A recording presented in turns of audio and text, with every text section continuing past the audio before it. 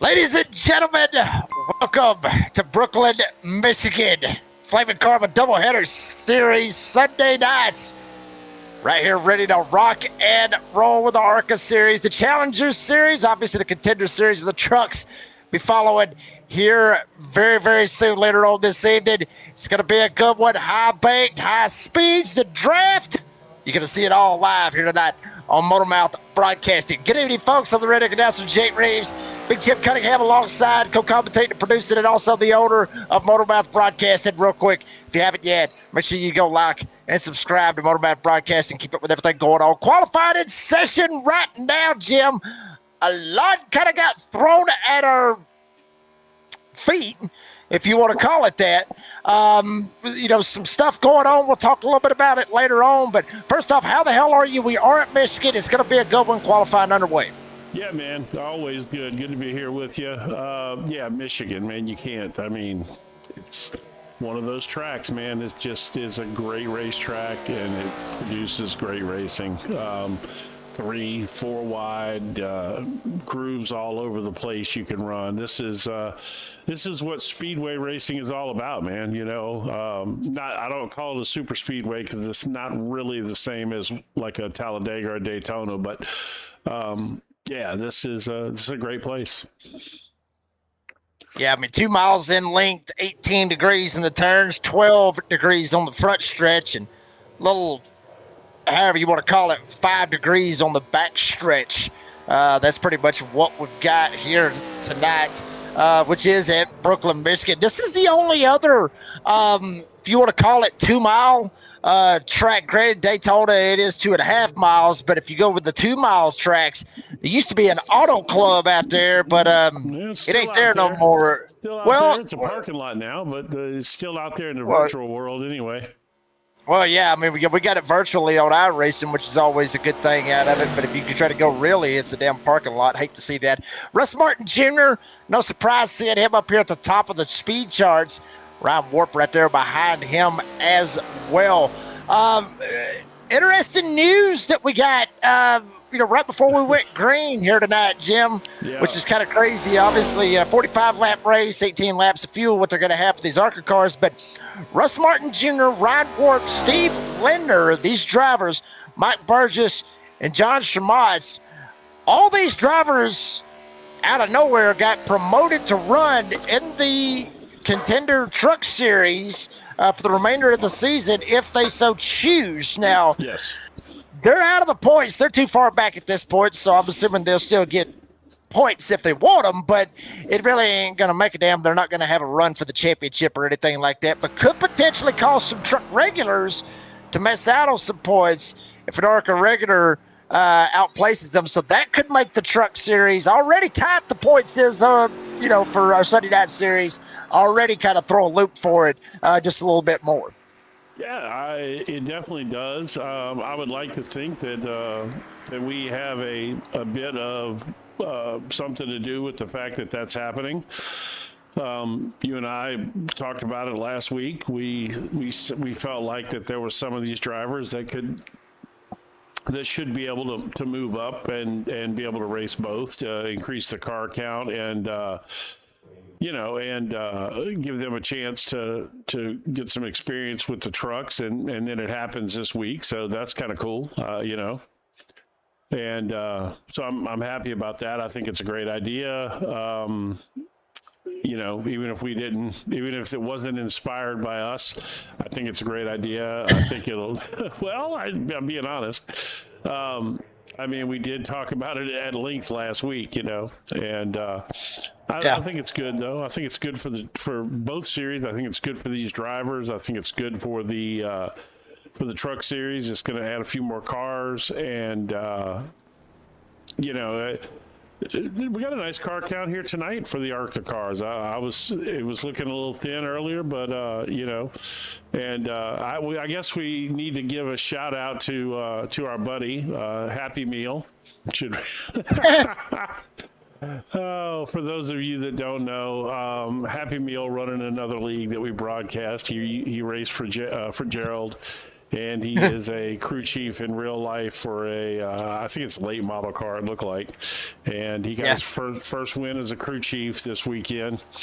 So congratulations to Happy Meal if he's out there watching us. And why don't you tell him why his nickname's Happy Meal? Tell him about that. Well, we are in the warm-up session here. I'll put the points up at least so y'all can look at the points while you're listening to this. I tell you what, I'll tell him. Okay, pretty much what it was. It was a money league is what it was, folks. I got to tell you, this poor guy right here still catches hell from us, and we ain't even calling these races. But yeah, that's the bad part. But yeah, I mean, he come in. I mean, we may end up ringing the bell on this one just a little bit on this if we wanted to. Yeah, hell, why not? We may end up ringing it just for the hell of it, because there is a little bit of beef out of this. Because you know what? I don't call these races anymore, so why not? We got beef. I mean, the guy was real cocky. He was arrogant, Jim. I mean, you know this. I mean, he was like, oh, I'm one of the. Well, at least that's how it took it from me. Anyway, he thought he was hot stuff and everything. Well, then he goes out there and he does not perform. It was a money league to where you put in the money or whatever, and you try to get something in return out of it. The only problem was he wasn't winning nothing. Everybody else was winning more than what he was winning. And he barely had enough money, to win a Happy Meal, pretty much. About 4, 5, 6 weeks. No, it was more than that. It was probably 10 or 12 weeks because I didn't even do the first 6 or 8 weeks with you guys. So it was probably 10, 12 weeks into the season. And we pull up the money listing, and he's got $4.35 in his account. And I said, hell, he ain't even got enough money to buy a Happy Meal. and it's stuffed. What do you remember what his real name is? For the life of me, I can't think of it right now. I can't remember, to be honest with you. Oh, but anyway, quite a funny story. I'm sure he's a good guy. He was kind of playing a role there. I think he was kind of told to be the villain, so to speak. And he was. I mean, he did do something dumb. He absolutely, he wrecked a guy at Long Beach on a road race, and then he come in talking trash about it, and it was. Like I said, I think he was trying to play the villain more than he really was, because But anyway, we had some good fun at his expense. But if he does happen to be watching, congratulations on getting your first win as a late model crew chief there. That's cool, and But here, we'll take a look at the points real quick. Just kind of touch on the top few here and kind of let you know where they're at. Yeah, I mean, obviously, RMJ, Russ Martin Jr. is sitting up at the top. He had a 15-point lead currently over Warp Speed, Ryan Warp.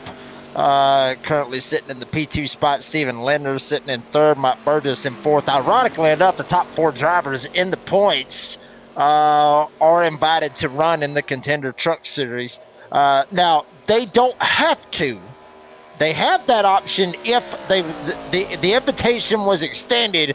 Whether or not they decide to run it for the remainder of the season, it's up to them. They can say, hell with it, I'm not going to do it or whatever. Gerald Poole also sitting up there as well. Gerald Poole could run in any of them if he wanted to. It wouldn't make a damn, he owns this. But the one driver, Jim, and this is just me, my personal opinion, the one driver that I didn't see on that list. I know exactly where you're going. It was Timothy St. Jean. St. Jean, yep, I agree. And I was kind of shocked that he was not on that list, especially with, I mean, nothing against him, and I could be wrong here, but at the start of the season, Well, I mean, we really didn't know who half these guys was because we came into this. It was a brand new league. We didn't know a whole lot. And right at the start of the season, we didn't hear a lot about Timothy St. Jean. But boy, howdy, over the past couple of weeks, by God, he's been one of those drivers that we really need to be watching out for. And I'm still shocked. I think that he has made some improvements, and I think that in doing so, he has figured out to, keep his nose clean, not to push the issue, be consistent, and things will come to you. And I think that that's what's happened for him. And I love that, but I think, I think he's ready myself. I think he could do that easily. But let's get this grid going here. I'm excited to see. We've got a few little changes here. Yeah, a couple of them right here. A couple of them up here at the front. I mean, RMJ, Russ Martin Jr. not running the. No. Why is he not running the paint scheme? I mean, seriously, we got shirts coming, folks. Like, seriously, I can't believe this. Yeah, we do. Yeah, that's going to be shirts. It's going to be. And I don't know what part of the proceedings I'm going to get out of that. Nothing. You're the butt of the joke. Are you serious? I'm not going to get nothing out of that. Like, seriously?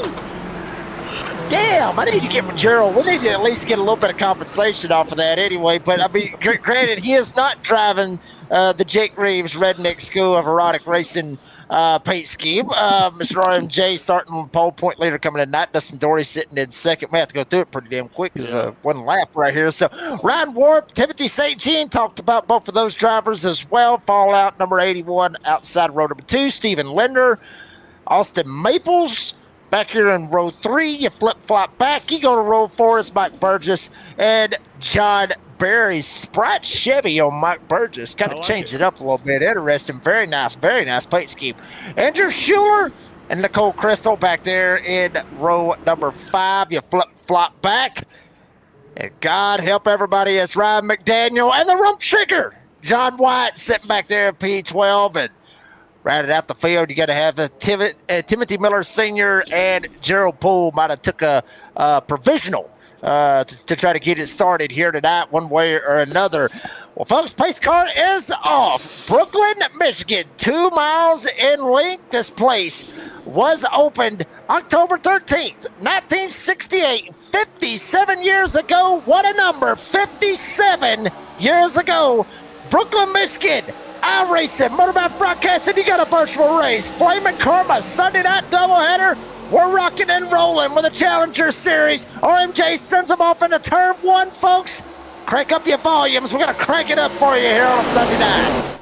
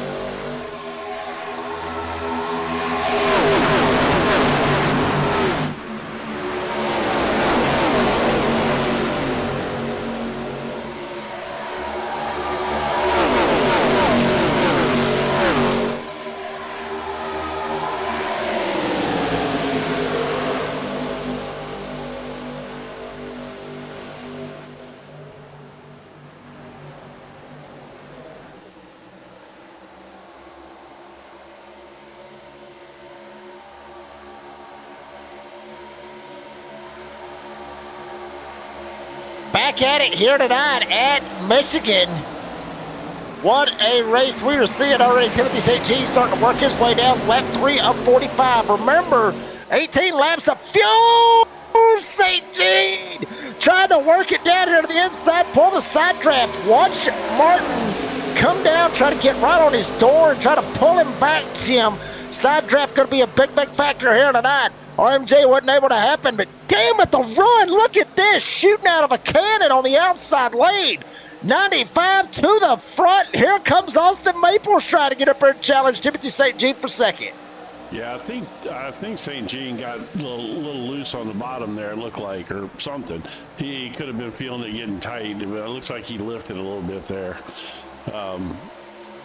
That made Russ Martin really look like he was shot out of a cannon, but I think it was more that St. Jean had to lift a little bit. But this place, he'll be right back to him here in just a lap or two, and they'll be back at it as the rest of the field back here is starting to knot up and get going. And look at this driver back here in the fifth spot, the 83 rump shaker himself, John White. Actually went back to 6th now as Ryan Warp goes around him on the outside. He shoots out of a cannon. He'll slide up. He'll try to get up on the back door of obviously Austin Maples right there in front of him. That rump shaker goes side by side. He'll try to get around Warp, dive down to the inside. Barry right behind him.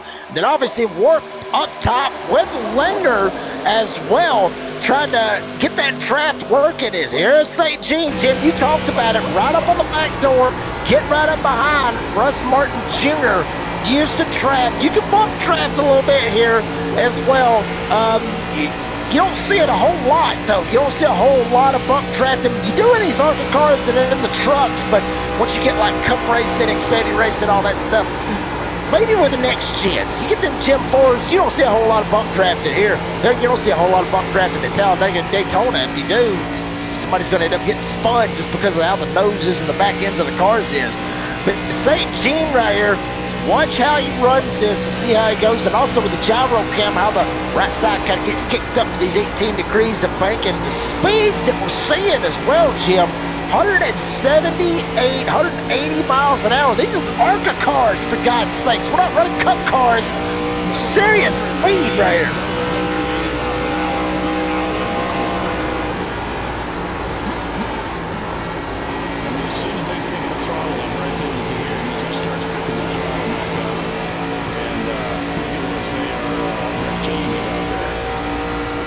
My Lord, Steve O'Donnell, eat your heart out. Look at the horsepower and watch the speeds drop.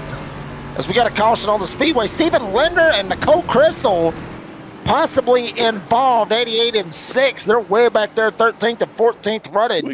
We got 2 miles of track out there. How y'all gonna find each other? Oh, look. Oh, and Rump Shaker involved as well. Was it Rump Shaker?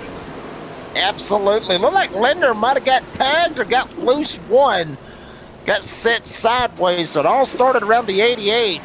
Stephen Linder. Not sure what happened to him. No, it was White. It was Rump Shaker. It was White the whole time here, I think. Watch. Let's see. Rump Shaker down on the bottom side. We see Linder up top. He goes out. He jerked away. Yeah, he slides up. Gets him, and then check this out. Rump Shaker goes downhill. Barry nowhere to go. Linder just trying to gather it back up. Bam! Nails Nicole Crystal, knocks her sideways. Rump Shaker able to gas up and get away, but not sure if he got tight going in the corner, or if he just overdrove it going into the corner as well. Believe it or not, yeah. One more time here. We'll catch it from a different angle here, but looks to me like, he looks like he got tight and washed up the track there and then come down. And the 88's trying to hang on to it, but he can't. And ended up coming down and taking Crystal out there. She wasn't involved really, and then just got caught up in the mess there. But it just looks like he got tight and pushed up the track there, which you can do here for sure. Yeah, you damn sure can. RMJ, John White, Rump Shaker. The cause of the caution now is staying out on the racetrack. Everybody else from 3rd all the way back to 14th went down pit road. Ryan Warp was able to beat them all out of pit road as well. So obviously thinking of the fuel mileage. Ryan McDaniel, he took gas only. Ryan Warp, like he took just 2 tires on his pit stop, 9.7 on his pit stop.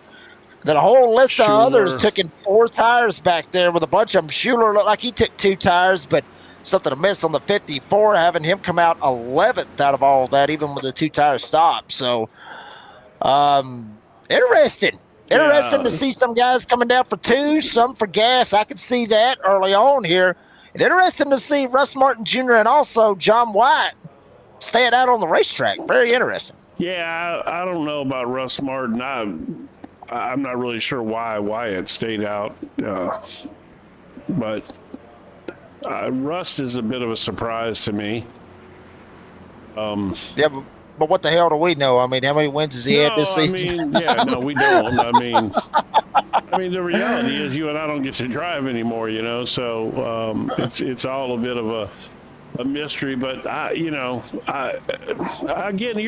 the problem with being the leader is, man, that's got to be the worst feeling in the world when you don't pit and then you see everybody else behind you go in. Oh yeah.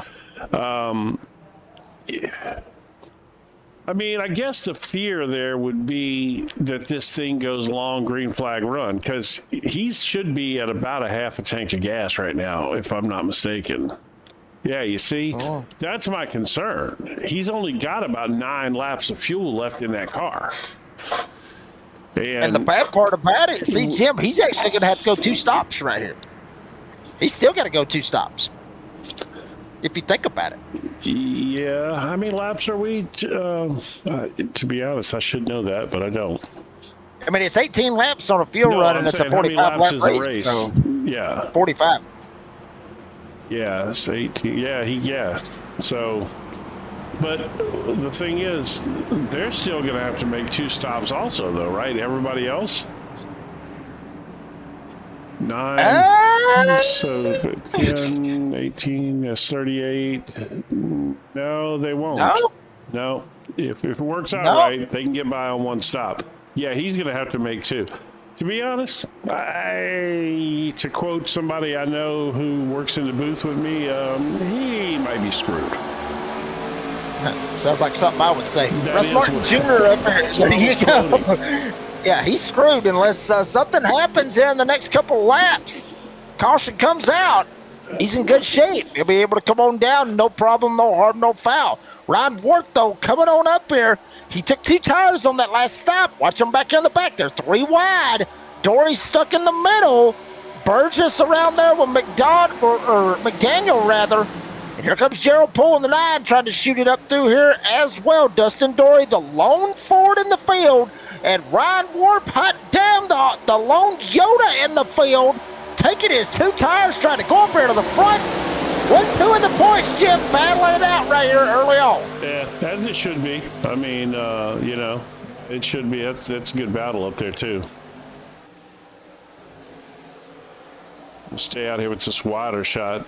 I'm not going to lie to you, and I don't mean this in any offensive way, but John Wyatt staying out on those tires after the incident and potential little bit of damage he may have, and being up front right there, this could get disastrous. I'm worried about it.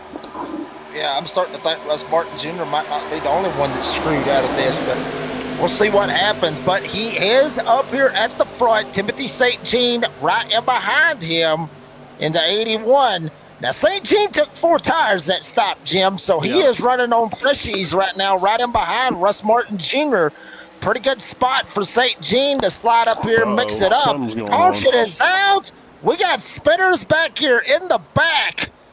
Big-time spinners. Linder falling through the field as well. He gets caught up at it. Maple's caught up at it. Schuler and Mike Burgess in the 82. 4 of them go spinning off of turn 2. Caution is out again, and that may open the door for Russ Martin Jr. to go ahead and jump down and get that pit stop done. Oh, damn, look at this. Look at this. What are we doing, folks? Come on, man. This is lap 12, 13 of the race. Oh, God almighty, what a hit for Burgess. Hard impact in the inside retaining wall. I mean, I don't know if it's going to let me do this, but I really want to go back, see how this developed into 4 wide. Or who is that in the middle there? The green, the 82. Burgess, man. He took the big lick out of this, and man, damn if he just didn't get sandwiched. I mean, he was just in a bad spot. Yeah, 66. I mean, look, they just kind of come up. Look, he's all up there on his own. Look, then, well, I mean, I guess he kind of did stick it in there a little bit, but either way, what a mess that was, isn't it? All right. Well, you know what's coming, folks. If you know me, you know what's coming. Hide your kids, hide your wives, hide your ex-wives. I got a feeling it's coming right here. Right on board with Mike Burgess. You see it. Shooter goes across. And bam! He gets doored. Oh, no. Golly bum. The spin cycle from Mike Burgess. I'm telling you. So spun around faster than a merry-go-round at your local carnival. Jake is on a heater tonight. So yeah, Chris, is my mic better now? I turned it up a little bit. Apparently I have a tendency to be too low sometimes, which is scary because in real life I'm one of the loudest people you'll ever meet. I walk into a room and like everybody knows I'm there. So yeah, give me a comment if you can in the virtual grandstand there and let us know. So it looks like, well, half the top four stayed out. Everybody else came back down, which should help tremendously. It should help Russ Martin because now he didn't go to the very back of the field.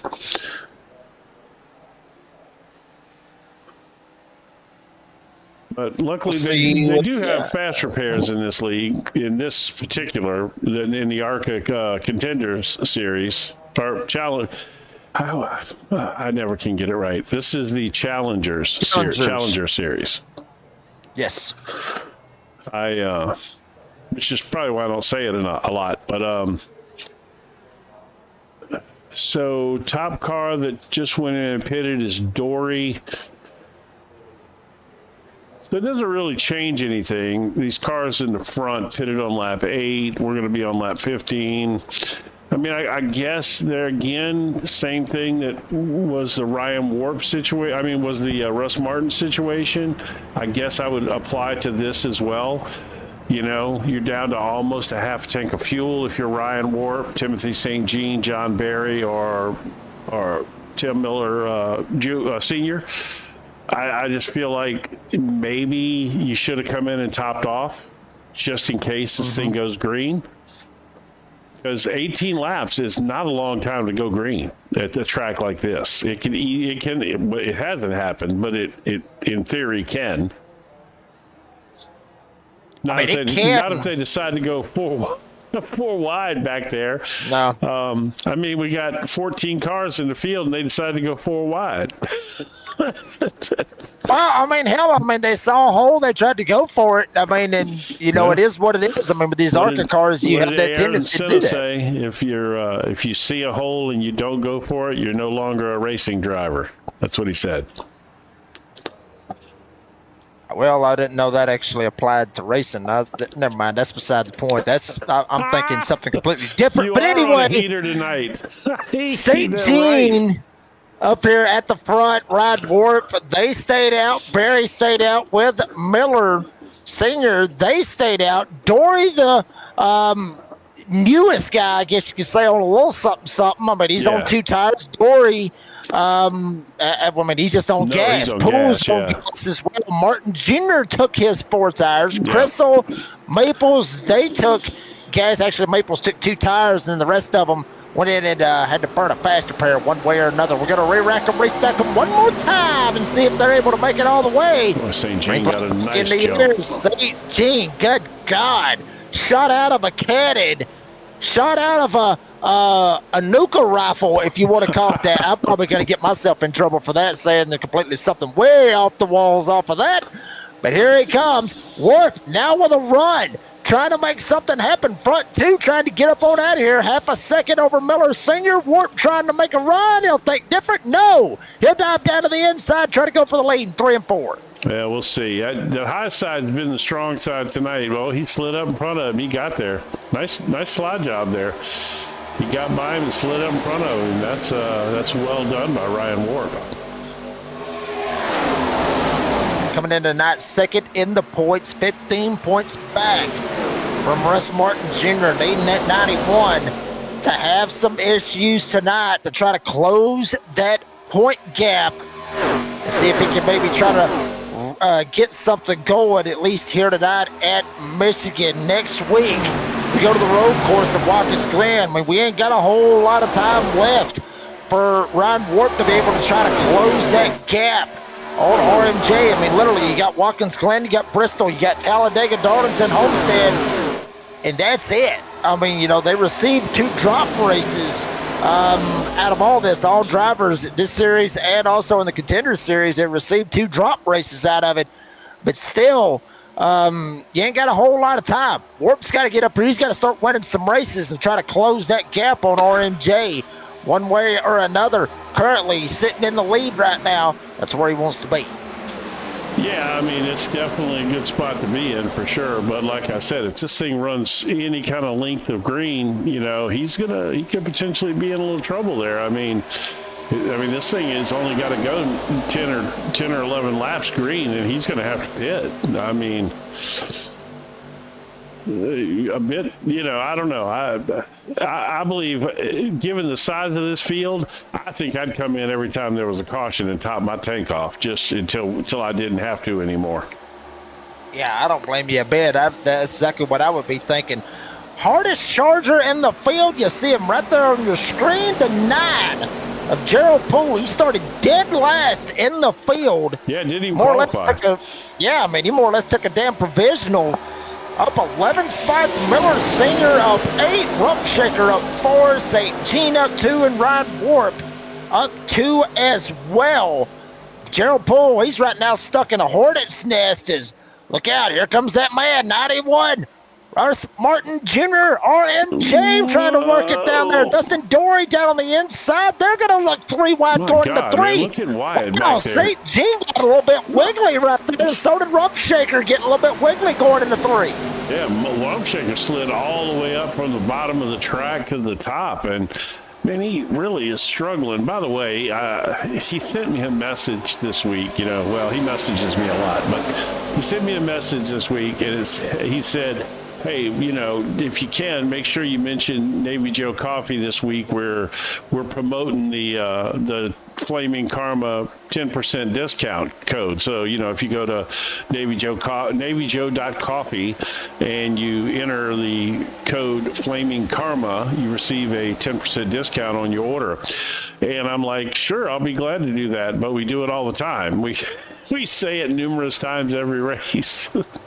Yeah, numerous times. Go Flaming Karma.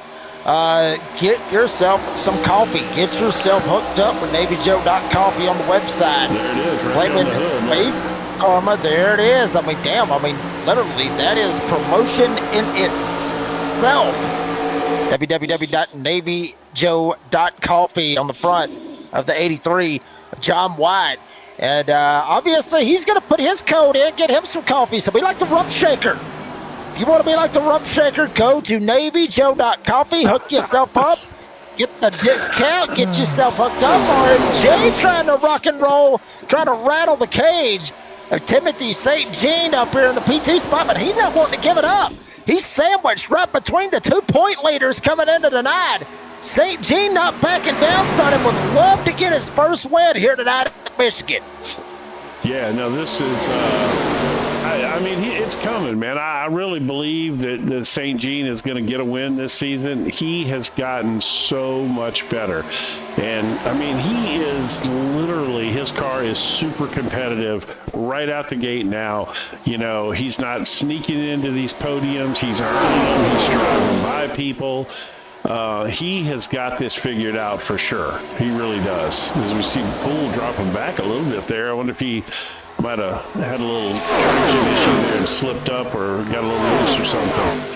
Of course, I guess at this point, probably more people are getting tight than they are getting loose, I would guess. But yeah, possibly out of that, Jim. Rump Shaker right now currently sliding back, as well as Gerald Poole was sliding back just a little bit as well, working their way around the racetrack as Timothy Miller Sr. Sliding down to the bottom of the racetrack now. He tries to work it as well. Here comes Stephen Linder trying to get that 88 back up here into this mix as well. We saw what happened to the 88 a while ago. He slid himself back up here inside the top 10, up into the P6 spot. He'll go side by side with RMJ, try to battle it out. Poole right there in front of him as well. Still fanning out. They try to get back in line. Try to get the working, door banging. Oh, baby, getting interesting. Austin Maples, here comes Poole now down to the inside. There's Dustin Dory holding on to third. Yeah, Dustin Dory was all over the place there for a second. I don't know if it was. Oh, we got somebody. Who was that got in the? Whoa, we got him off the track.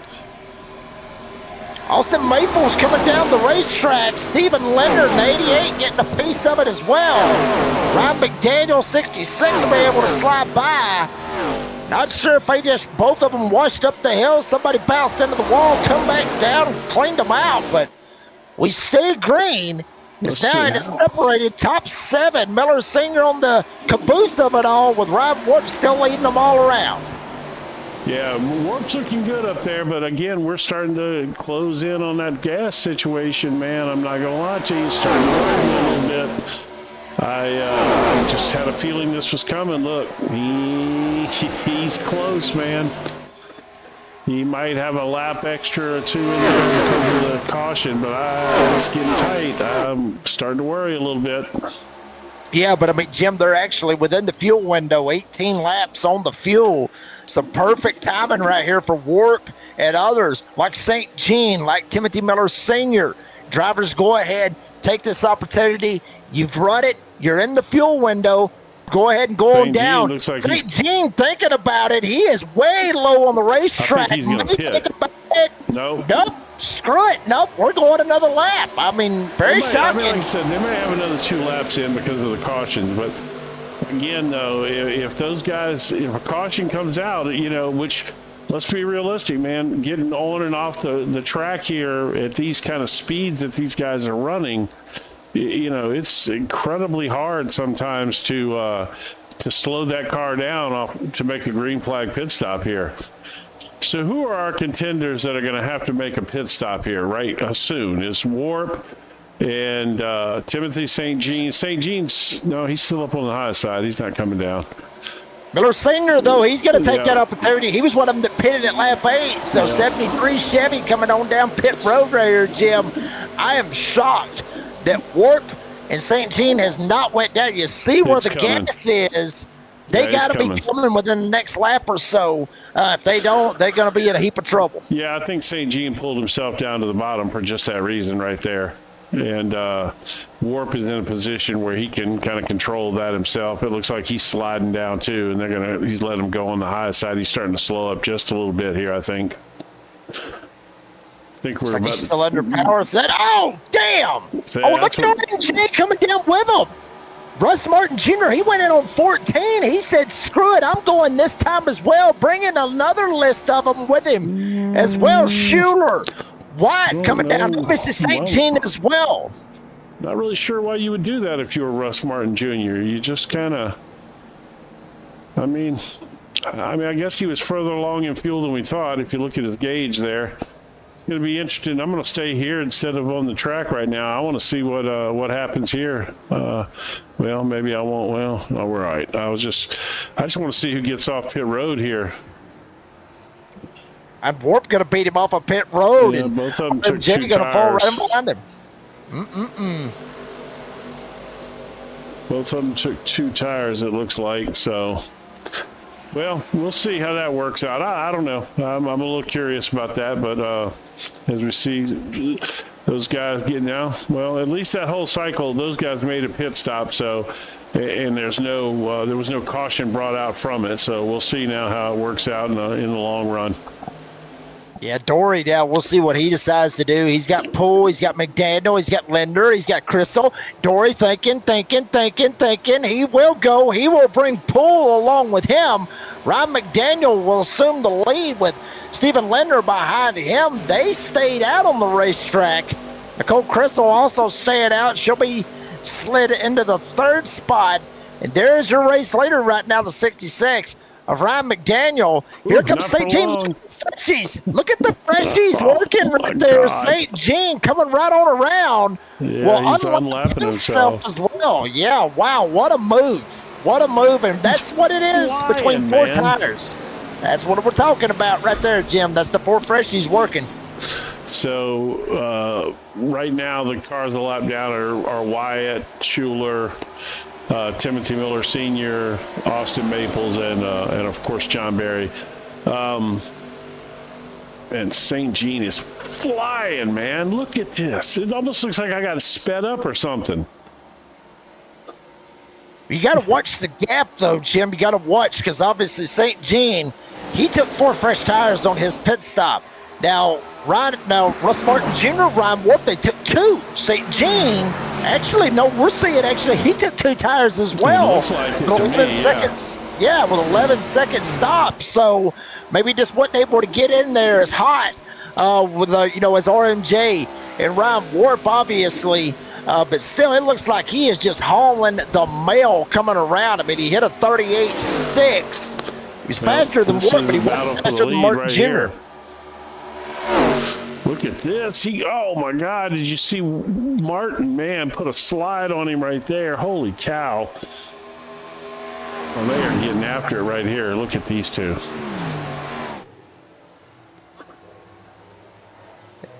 Racing at its best here with Flaming Karma for the Challenger Series, the ARCA Series.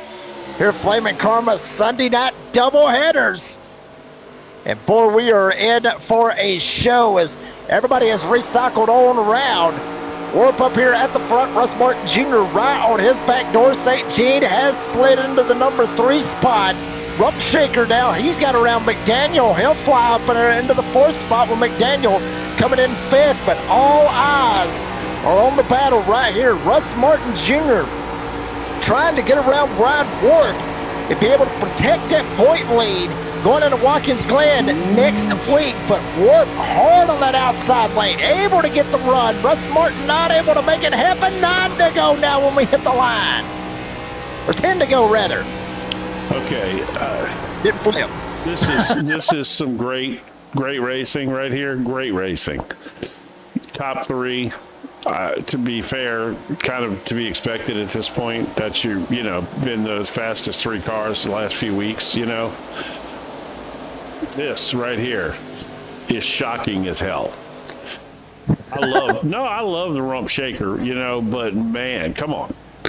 We ain't seen him have a run like this, this season. This is good stuff, man. I mean, he's getting it done right now. I love it.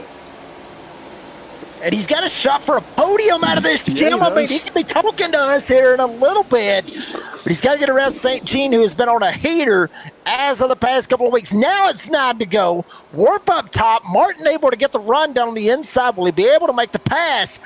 I mean, you see Martin getting a little bit closer, just a little bit closer to Ryan Warp trying to pull the side draft, pull this 45 back. But, Jim, I will say this. He's got to be careful. He's got to be very careful with the side draft here at Michigan. You can easily net code into somebody and spin them out, even on the left side. I've seen it done. I've seen drivers try to side draft and try to get so damn close to that left rear that they don't even touch them. It's the net code. He just spins them right around. But Russ Martin Jr. not getting too close, but he is keeping Ryan Warp honest. He is staying right there with him. Well, I'm not going to lie to you. If it were me, I would park my car behind his just like that and save my tires best I can and then save that move for the last lap or 2. Of course, you do have to be careful you don't overheat these things, too. You can't stay tucked up behind somebody like that. I mean, you close the radiator off, basically, it'll just jack the oil temperature, jack the water temperature, and then bam, you blow it up. Racing Images, obviously, another great sponsor here with Motorbath Broadcasting. Jim can probably talk to us a little bit about that when we get back after the ARCA Series, going into the Truck Series. Talk a little bit more about them. You talked about them last week. I did, yeah. A little bit about the Racing Images. Good stuff. Good stuff. Yeah. I've seen some good stuff about that as well. Yeah, I actually ordered myself some prints to put on the wall in here in my broadcast and sim room, and I'm waiting for them to come in. Super excited. I got the digital images, and then I had some canvas prints printed off of it, and I'm waiting for them to get here. I can't wait. Super excited. But yeah, they should. The site should be up and running here in the next week or 2 on Etsy. So good stuff, man. I can't wait for everybody to see their images. They are so fantastic. Yeah, I've seen a little bit of it as well. Pretty good stuff. No! Shaker. Hold on to it, Lender. Linder able to get the run on the outside. Rumshaker overdriving it, gets tight coming off the corner, knocks straight up into the 88. And now Dory able to get by him in the 7. Poole able to get by as well as Linder.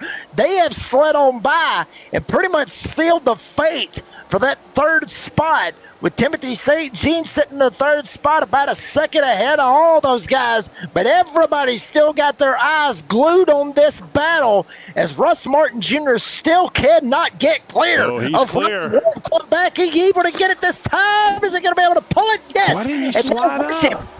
No, dive it down as low as he can and try to break the draft off the 45, but Warp able to still get the run on the outside. He'll dive down to the inside. Retakes the lead going into 1. Look at that. Crossed him right up. Oh, God, I thought he was going to slide up. Oh, man, look at these two, would you? This is good stuff right here. Boy, I'm telling you, they are absolutely flying. They are moving. In the words of the famous song by REO Speedwagon, it is time for me to fly is what they are thinking up here at the front. RMJ, Ryan Warp, slugging it out, giving the fans at home something to think about and something to watch. Even the virtual fans here at Michigan International Speedway. RMJ right in the hot dog line. Warp down in the sun over Grant Papillon's moonshine from Granny, trying to get as close as he can to him. And don't look now. Timothy St. Jean just a second and a half back. You saw that 81 back there. And Dory now up on his back door. There for a second, I thought the 3rd place was locked up. Hell no. Dory, Poole, Linder, they got around Rumshaker. Now they've got a shot for the 3rd spot with 2 to go. Yeah, and they're on the move. I don't know if they've got enough time to get by him, but maybe they're all over him. As we see Dory diving it down to try to take a shot underneath. But St. Jean's been really fast on that high line tonight. Oh, I thought Gerald was about to stick it up in there and run that hot dog line in between them two. Oh, look at this. They're ready. Look at this everywhere. I got nothing for that hot dog line anyway, but we'll get that part. With 2 to go, coming back 1 to go. Battle for the lead is still on, and battle for 3rd is still heating up with Timothy St. Jean. They come back to the line. White flag is in the air. 1 more lap here at Michigan for the ARCA Challenger Series here with Flamin' Karma. Timothy St. Jean, he's going to get bypassed. Dustin Dory will end up going to the 3rd spot. Will St. Jean have something for the 3rd spot? But up front, Warp down to the bottom. Martin tried to follow him as well. They send it off into turn number 3. Martin got 1 more shot, and he is going to have to full send it. Holy hell, what a full send by the 91. Not going to be able to get there. Warp speed. Ryan Warp able to come out of nowhere and get the win here tonight at Michigan. Martin will get 2nd. Dory able to battle them all off and get 3rd. Linder gets 4th, and Timothy St. Jean ends up finishing 5th. Hot damn, what a finish right here. The Trucks is going to have a tall task to try to beat that one right there, Jim. What a race. That's not the first time this season that we've had that kind of where the Trucks had to live up to these big ARCA series excitement, man. This has been quite a series this season. It really has. This has been a lot of fun. Good stuff right there, though, man. Damn, I thought St. Jean had that podium locked up again for another week, and dadgum if he didn't finish 5th out of that. Those 2 guys got by him. Good run from Dustin Dory tonight, too. By the way, in the only Ford in the field, since you always throw that in my face, I figured I'd bring that up. Yeah, I mean, how about that right there? I mean, obviously, you got to throw that one in my face for a little bit with the Ford being able to pop one out. Obviously, 45 laps to distance, 90 miles here tonight at Michigan International Speedway. 8 green flag lead changes between 5 different leaders. Very, very interesting stat right there. 5 different leaders up here tonight with 2 cautions, 6 total laps. Pretty good for the ARCA series. Need to all of them, Jim, need to go ahead and give themselves a good old clap. Yeah. for that right there. I mean, absolutely a fantastic one. Gerald Poole get the hard charger with Ryan Warp leading the most laps and getting the win as well. John White, Rump Shaker, had the fastest lap of the race, 38.232, and Russ Martin Jr. obviously finishes with the pole, but he ends up getting second to the race winner and the most laps led of Ryan Warp. Martin Jr., Dory, we'll talk those guys here in just a second, with Stephen Leonard getting fourth. Dude, St. Jean will come on fifth. Gerald Poole, the hard charger, gets sixth. Ryan McDaniel, seventh. Rump Shaker gets eighth. John White, that is. Andrew Schuler, ninth. Timothy Miller Sr. finishes 10th, with Austin Maples, Nicole Crystal, John Berry, Mike Burgess, the 14 drivers here tonight for the Challenger Series, the ARCA Series with Flamin' Karma. Well, let's round them up. Let's see what's going on in the world of Ryan Warp. Remember Warp at Atlanta talking about he wanted to get him a points race and have something on RMJ. Well, hot damn, he's got one here tonight. Ryan Warp Speed, able to make it happen at Michigan, buddy. Congratulations on the win.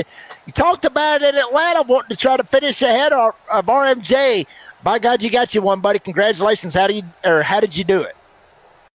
Man, I don't know. Thanks, guys. And yeah, it feels good to win a points race. I don't know, man. Me and Russ were having a hell of a battle, and 2 to go. He got by me, and I thought that was it. I'm like, Russ won again, but I don't know. Dug deep and found enough to get by him, I guess. That was a really nice crossover move you did when he kind of got by you and he slid up. He didn't slide all the way up in front of you, which I said that I thought he should have done. And you just ducked it right down below him and drove it right back around him and took that spot back from him and didn't give it up again. That was really nice. Yeah, when practicing early in the race, like I was having problems passing people on the inside, and so I was like, well, if Russ gets by me, he's going to run the outside, and I ain't going to get by him. But I don't know. I was able to find something down there and get it by him. It was, it almost seemed to me like, this isn't exactly the kind of track that you would diamond the corner off, but the way you dove it down from that high side and brought it down to the low side like that, it seemed like it made it stick better than if you'd have just been running the low side. You know what I mean? And because you really you got a great runoff there, and just really drove right back by him. I mean, like I said, quite impressive. That may be something that some of these truck guys might have spotted and see if that'll work for them later in the race too, because you sure did. You're right. I mean, it was hard to pass on the bottom all night, but that move there, it sure looked like you got a lot of drive off the corner. Yeah, no, I didn't change left side tires the whole race, so I don't know if that helped, like loosen the car up. Like I don't know. I got real loose with 5 to go. Oh man, I thought it was all over. So he took right sides only the whole race. Yeah. Yep. Well. Yeah. What do you think of that, Jake? I don't know. I think he's going to be signing those left side tires for some of the fans. That's right. When it's all said and done. Well, my left rear tire is at 41% right now. I mean, dear Lord. Given the fact that you ran the whole race on it, though, that's not horrible. Yeah. No. Good job, man. Nice strategy call there. Whatever it was, it worked. Did you practice this week running 2 tires to see how your car would behave on it? I did this afternoon a little bit. Yeah, and it didn't seem it seemed like I could run a little faster with just 2 tires because it helped the car rotate, turn a little better. Makes sense. That's a good move. I like it. Yeah, damn good move for Ryan Warp. To quote the song from Simple Plan, Ryan Warp, he is the last one standing here tonight at Michigan. Ryan, buddy, congratulations on the win. Appreciate your time. You got any sponsors, any shout-outs that you want to thank? Yeah, I'll shout out Philip Hatfield and Scarlet Revolt. I got them on the car now. Check them out on Facebook, Spotify, and YouTube. Blake Viken, he was the one.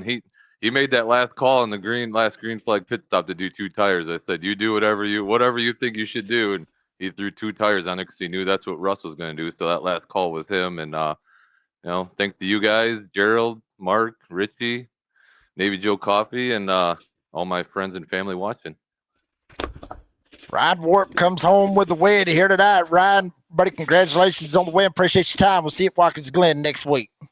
Yeah, thank you. I'm running the truck race tonight too. Oh, awesome. Oh, try to go for the double. Maybe you can make it happen on a doubleheader Sunday night. Ryan, buddy, appreciate your time. All right, yeah, thanks, guys. That was Ryan Warp comes home with the win here tonight. We'll go to second place finisher. That is RMJ, Russ Martin Jr. comes home with the second. Damn, Russ. So close, man. So close to being able to try to have something right there for Warp. I mean, did you have anything else for him, or what else could you have done to try to get the win here tonight? Well, I mean, like I was telling him, I said that was a hell of a lot of fun right there in the end. And, I was telling Dustin down there just before you pulled me in, I said, I'm like, if I got to lose one to him, I'm sure as hell glad I lost one to him that way instead of getting my ass handed to me by him. That was just a hell of a lot of fun, swapping that lead back and forth. I mean, I might have had something, I might have had one more shot at it, but I think I got in the wall a little bit on the entry to one on the white flag lap, and I think that kind of cost me just a little bit on my entry angle into one. It actually gave me a 2x for it, and I don't think I hit it hard enough for a 2x, so it ruined my clean race. So there go those bonus points. But yeah, I mean, that was just like I said, that was just a hell of a lot of fun, man. Look, I mean, another solid run from you, though, and you were strong from start to finish, and I questioned your strategy early when you stayed out on that first caution because you were sitting at about a half tank of gas, and I questioned whether or not that was going to work out, but then it did, and you end up getting back on the same cycle as these guys, and yeah, everything worked out. So, but man, another good run, solid points night. You certainly didn't lose too many points to him tonight, which is, I know, the way you think that's your ultimate goal. If you're gonna lose some points, just minimize the damage, and you certainly did that tonight. So, congratulations, another solid night for you. Yeah, I mean, like I said, like I was going to say on your point of that strategy was, that first caution came on lap 8, and I saw everybody coming down, and I'm like, why? You still can't make it on one more. You had to go to it like about lap, I think it was like between around 12 to 14, to be able to make it on one more stop. So I'm like, I'm gonna just go off cycle and try something a little bit different. And yeah, I mean, it still got me back up there with the cautions and stuff. But yeah, like you said, minimize the damage. But I kind of have to throw the blame on me finishing second on you because you told me not to message you with the I'm slow crap. And normally when I message you with the I'm slow crap, I end up winning the race. So I didn't message you the I'm slow crap, and look where I finished. Well, so I mean, I gotta blame it on you. That doesn't mean you have to listen to me. You Busted. Yeah, no. Well, the simple fact was, I mean, that race could have went either way right there. I mean, really, you two, that last stretch there with you two battling back and forth and swapping the lead back and forth as many times as you did, that was fun to watch. No matter which one of you came out on top there, that was a lot of fun for our fans at home to watch. So yeah, that was And like I said, you probably didn't lose more than 1 or 2 points to him tonight, or not much anyway. So, yeah, no, it's all good. Like I said, I mean, if I'm gonna lose one to him, let it be like that. Because like I said, I can't be mad at losing when we're having that much fun battling like that. So it was a lot of fun. Damn sure did seem like it. Russ Martin Jr. coming home with the P2 here tonight. Take it, and odds are still have the points lead going into Watkins Glen next week. Buddy, appreciate your time. Congratulations on the run. You got any spots, any shout-outs you want to thank? Yeah, as always, my teammates back there at Elevated Performance, you guys up there in the booth putting on a hell of a broadcast every week. Gerald and all the people here at FKRL keep putting this thing on, dealing with us, giving us a platform to race on, and that's about it. Looking forward to getting Watkins Glen next week. That's my home turf right there. That's my favorite road course. Overall, and looking back at Sonoma, I'm hoping I can pick up another Sonoma-esque type of win there next week.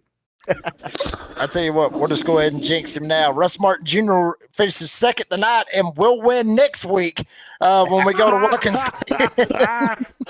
Don't blame me. You can't blame me for that one, Russ. Yeah. That's not on me. Watch him wreck it and finish dead last because of that right there. That'll be my ass on that one. If that's gonna happen, I'm gonna have to throw that Jake Reeves Redneck School of Erotic Racing paint scheme back on there and make you look bad too, brother. Go for it. Hell, we're selling shirts. Link will be here in the near future. I'm sure it'll be ready by next week when we go to Watkins Glen. Russ, buddy, congratulations on the finish. Appreciate your time. We'll see you next week. Thanks, boys. Appreciate it. Russ Martin Jr. ends up finishing second here this season. Third place, once again, I will say it, the only Ford in the field, Dustin Dory, comes home with third here this season. Dustin, buddy, congratulations on the finish. That little run that y'all had tried to get up to Timothy St. Jean, did y'all feel like that y'all was going to be able to catch him, or was you just driving the hell out of it and just praying? I don't know who I was running with, but I was drafting with someone, and I was just trying my best to stay behind him and push him so we could catch up to St. Jean. And eventually, yeah, I did just drive the hell out of it and got down on the bottom and passed him. Yeah, good solid run tonight. I see you got Celsius on the car tonight as opposed to the old Corsair ship on there. I like that. I like my wife's a big Celsius drinker. Yeah, man, good run, solid run from you tonight. You really, you were fast in qualifying as you normally are. You're always up there towards the front in qualifying. But for a decent part of the race, kind of just seemed a bit average. But you really seemed to find the pace there in that last 5 or 6 laps, man. You were really moved up through the field. I don't know exactly how many cars you passed, but I'm guessing it was probably 4, maybe 5 even. Whenever I cycled out of the pits, I was 8th. So to get to where I was, I had to pass 4 or 5 cars. Yeah. No, it's good solid run. Like I said, you were coming. We were questioning whether or not you were going to be able to get up there, but it took a lot just to get by St. Jean and I guess Linder there to get to third. So, y'all had a nice little battle back there. It was hard to watch both because y'all were battling and the leaders were battling. That was a tough one, but congratulations. Good solid run for you. Good points night. Should help your point status a little bit. Yeah, I think you're gonna have to get a win, so you're gonna have to jump up there and get a win here before too long. Oh, I'm coming for it. I think Bristol. I'm gonna try to make Bristol be the track it's gonna happen at. I'm looking at your car right now, Jake. I know Celsius wasn't around, but for some reason, I'm getting like Alan Kowicki vibes off that number 7. What about you? You see that? Yeah. You too? It absolutely does. Yeah, but it looks like that Alan Kowicki there. You need to throw a Hooters scheme on that bad boy. That's what I would do. Throw your little Hooters on there. Everybody loves Hooters. Nobody goes for the food anyway. I like the wings at Hooters. If I'm being honest, I like the wings at Hooters, but that's another story. Dustin, do you even know who Alan Kowicki is?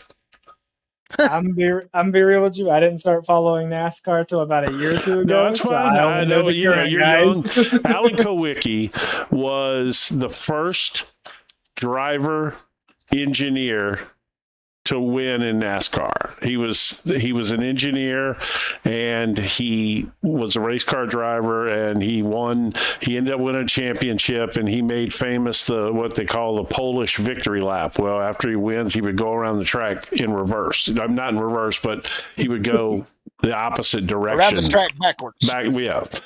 Yeah, backwards. So, and he ran Hooters and Xerox number 7. That was his car. And the reason, I'm old. I've been around. I remember him well as a driver, but he also sponsors, his legacy. He passed away. He died in a plane crash, I believe, or a helicopter crash. His state sponsors the motorsports engineering program at the University of North Carolina, Charlotte, which is where my son goes. So his estate is still a big sponsor of promoting engineers moving into racing. And so anyway, yeah, that's who Alan Kowicki is. Now you can go look him up. And but your car is definitely throwing off some Kowicki vibes there with the number 7 with that Celsius paint scheme on there. I have to say, I like it better than the Corsair paint scheme. I really do. Good looking paint scheme. Yeah, I make all my own paint schemes, both the Corsair and that one is one that I made myself. It's just something I kind of threw together. I liked the colors and I made it work. Okay, well, I don't know what just happened there.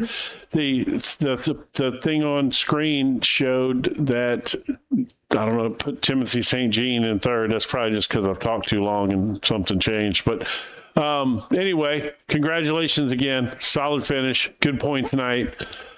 It's time to bring that number 7 up there and get you lucky number 7 into victory lane.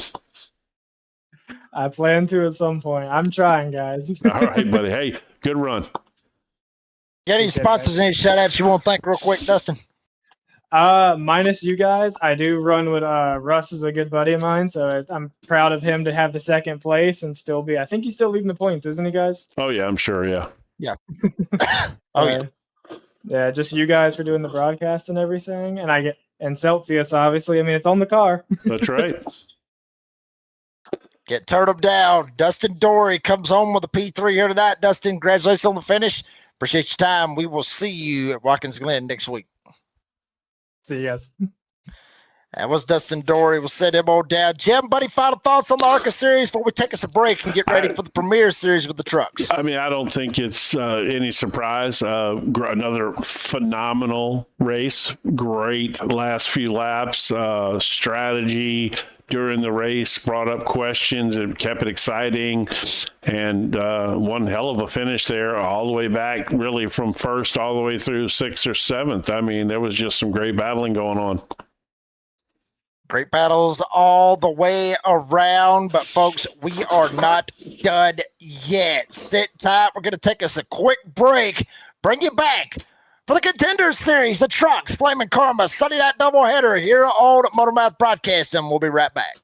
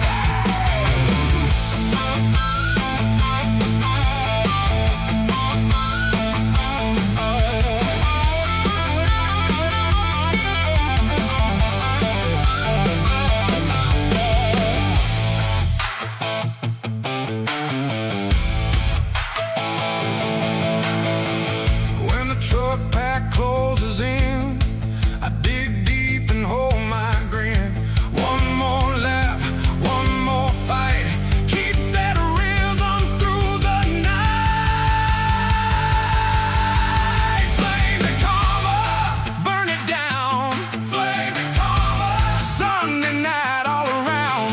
Motor Mouth Broadcasting. Call that race, let it fly.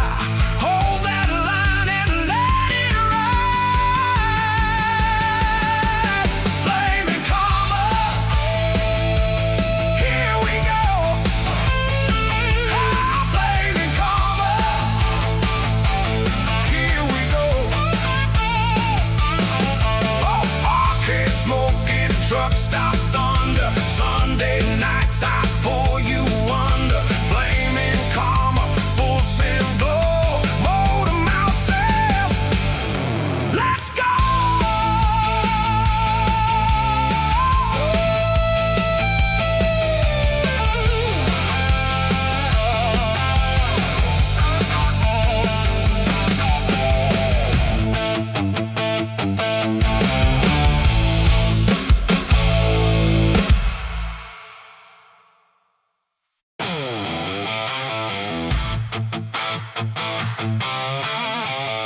Ooh, yeah.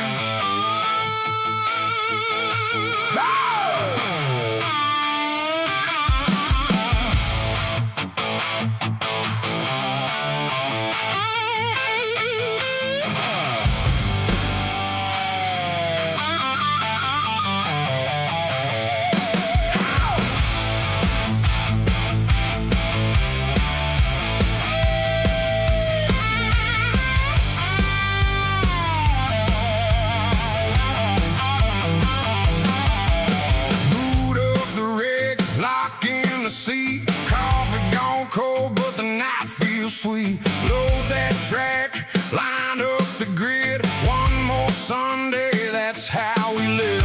Arcade wheels and truck bed steel. Hands on the wheel, man, this thing feels real. Green flag drops, hear the crowd go loud. In a Simcase storm, I'm chasing the crowd. White knuckle tight through turn 3. Don't blink, don't slide, just follow me.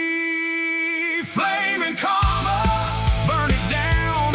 Flaming Karma, Sunday night all around.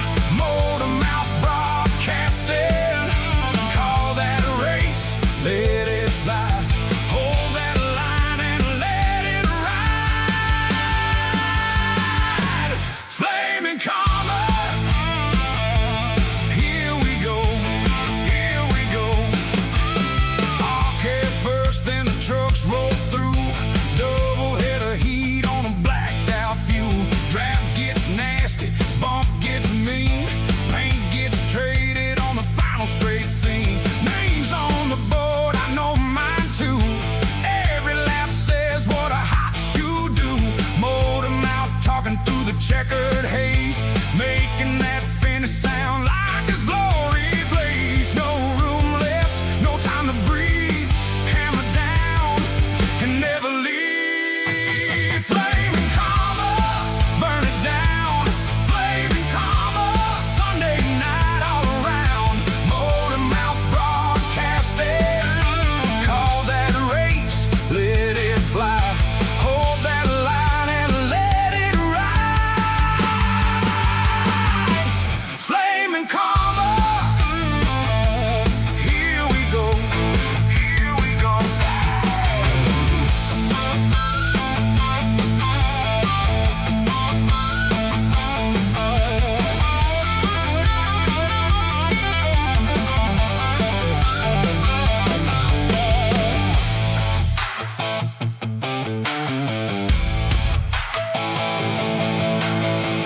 When the truck pack closes in,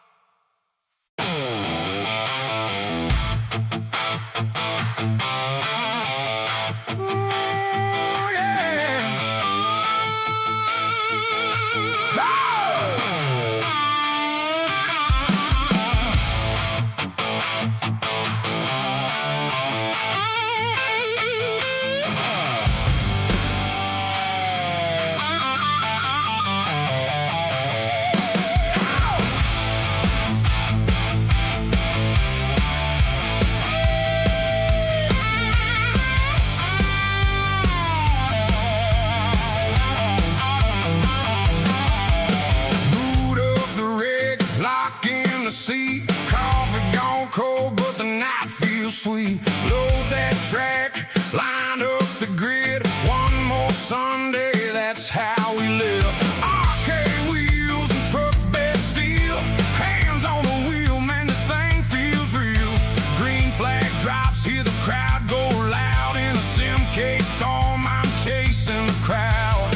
White knuckle tight through turn 3.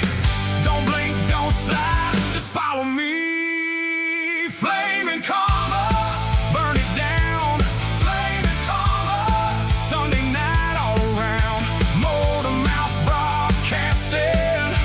Call that a race, let it fly. Hold that line and let it ride. Flaming karma, here we go, here we go. Arcade first, then the trucks roll through. Doubleheader heat on a blacked out fuel. Draft gets nasty, bump gets mean. Paint gets traded on the final straight scene. Names on the board, I know mine too. Every lap says what a hot shoe do. Motor mouth talking through the checkered haze, making that finish sound like a glory blaze. No room left, no time to breathe. Hammer down and never leave. Flaming karma, burn it down. Flaming karma, Sunday night all around. Motor mouth broadcasting. Call that a race, let it fly. Hold that line and let it ride. Flaming karma, here we go, here we go.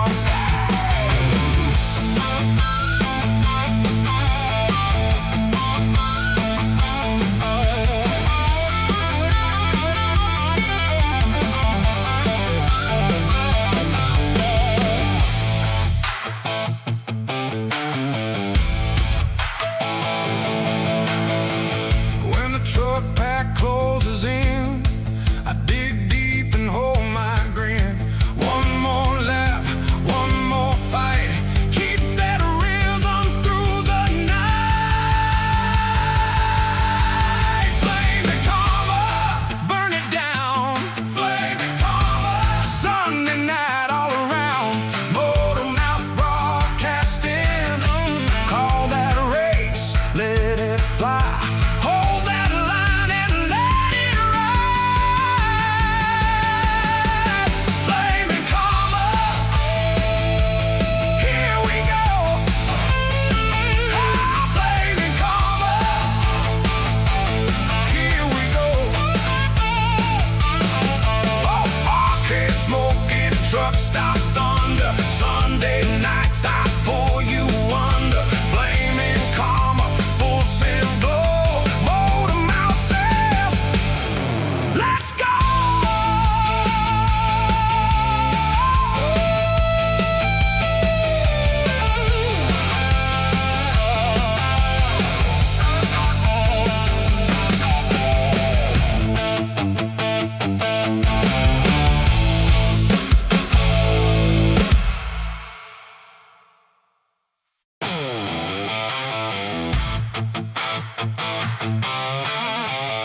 Ooh, yeah.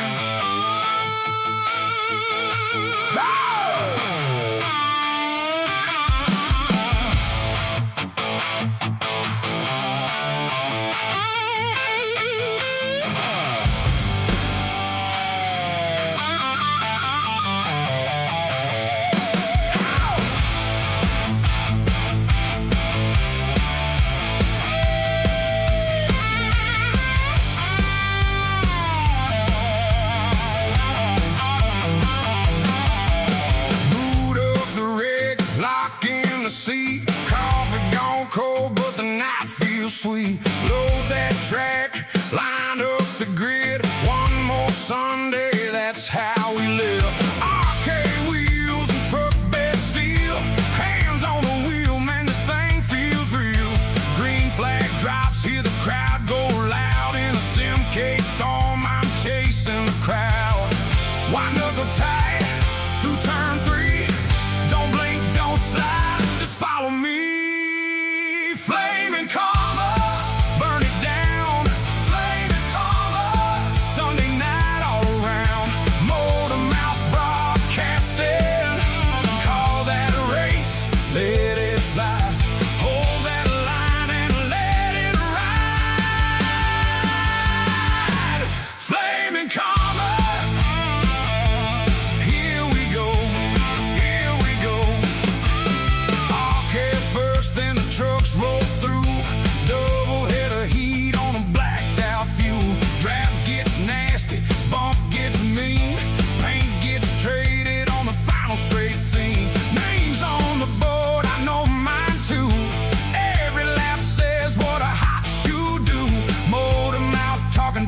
checkered haze, making that finish sound like a glory blaze. No room left, no time to breathe. Hammer down and never leave. Flaming karma, burn it down. Flaming karma, Sunday night all around. Motor mouth broadcasting, call that race, let it fly. Hold that line and let it ride. Flaming karma, here we go, here we go.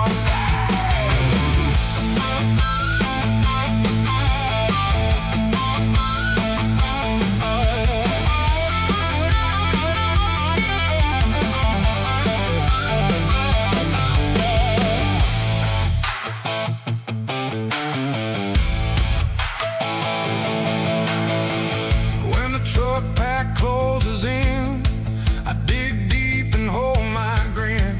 One more lap, one more fight. Keep that rhythm through the night. Flaming karma, burn it down. Flaming karma, Sunday night all around. Motor mouth broadcasting, call that race, let it fly. Hold that line and let it ride. Flaming karma, here we go. Flaming karma, here we go.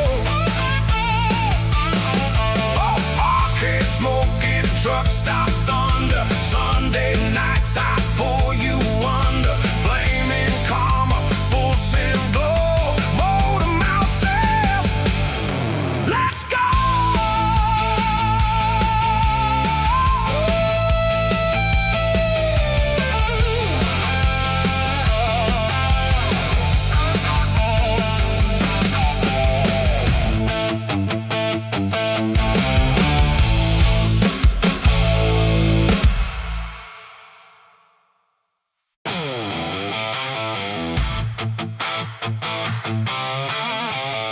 Ooh, yeah.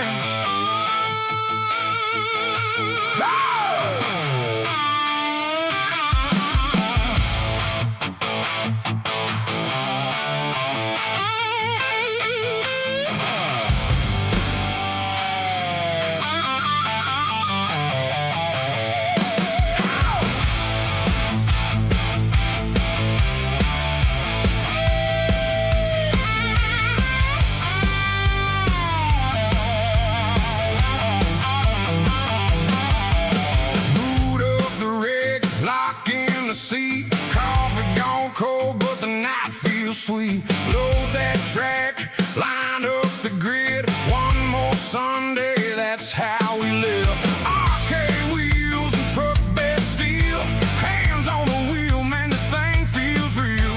Green flag drops, hear the crowd go loud. In a Simcase storm, I'm chasing the crowd.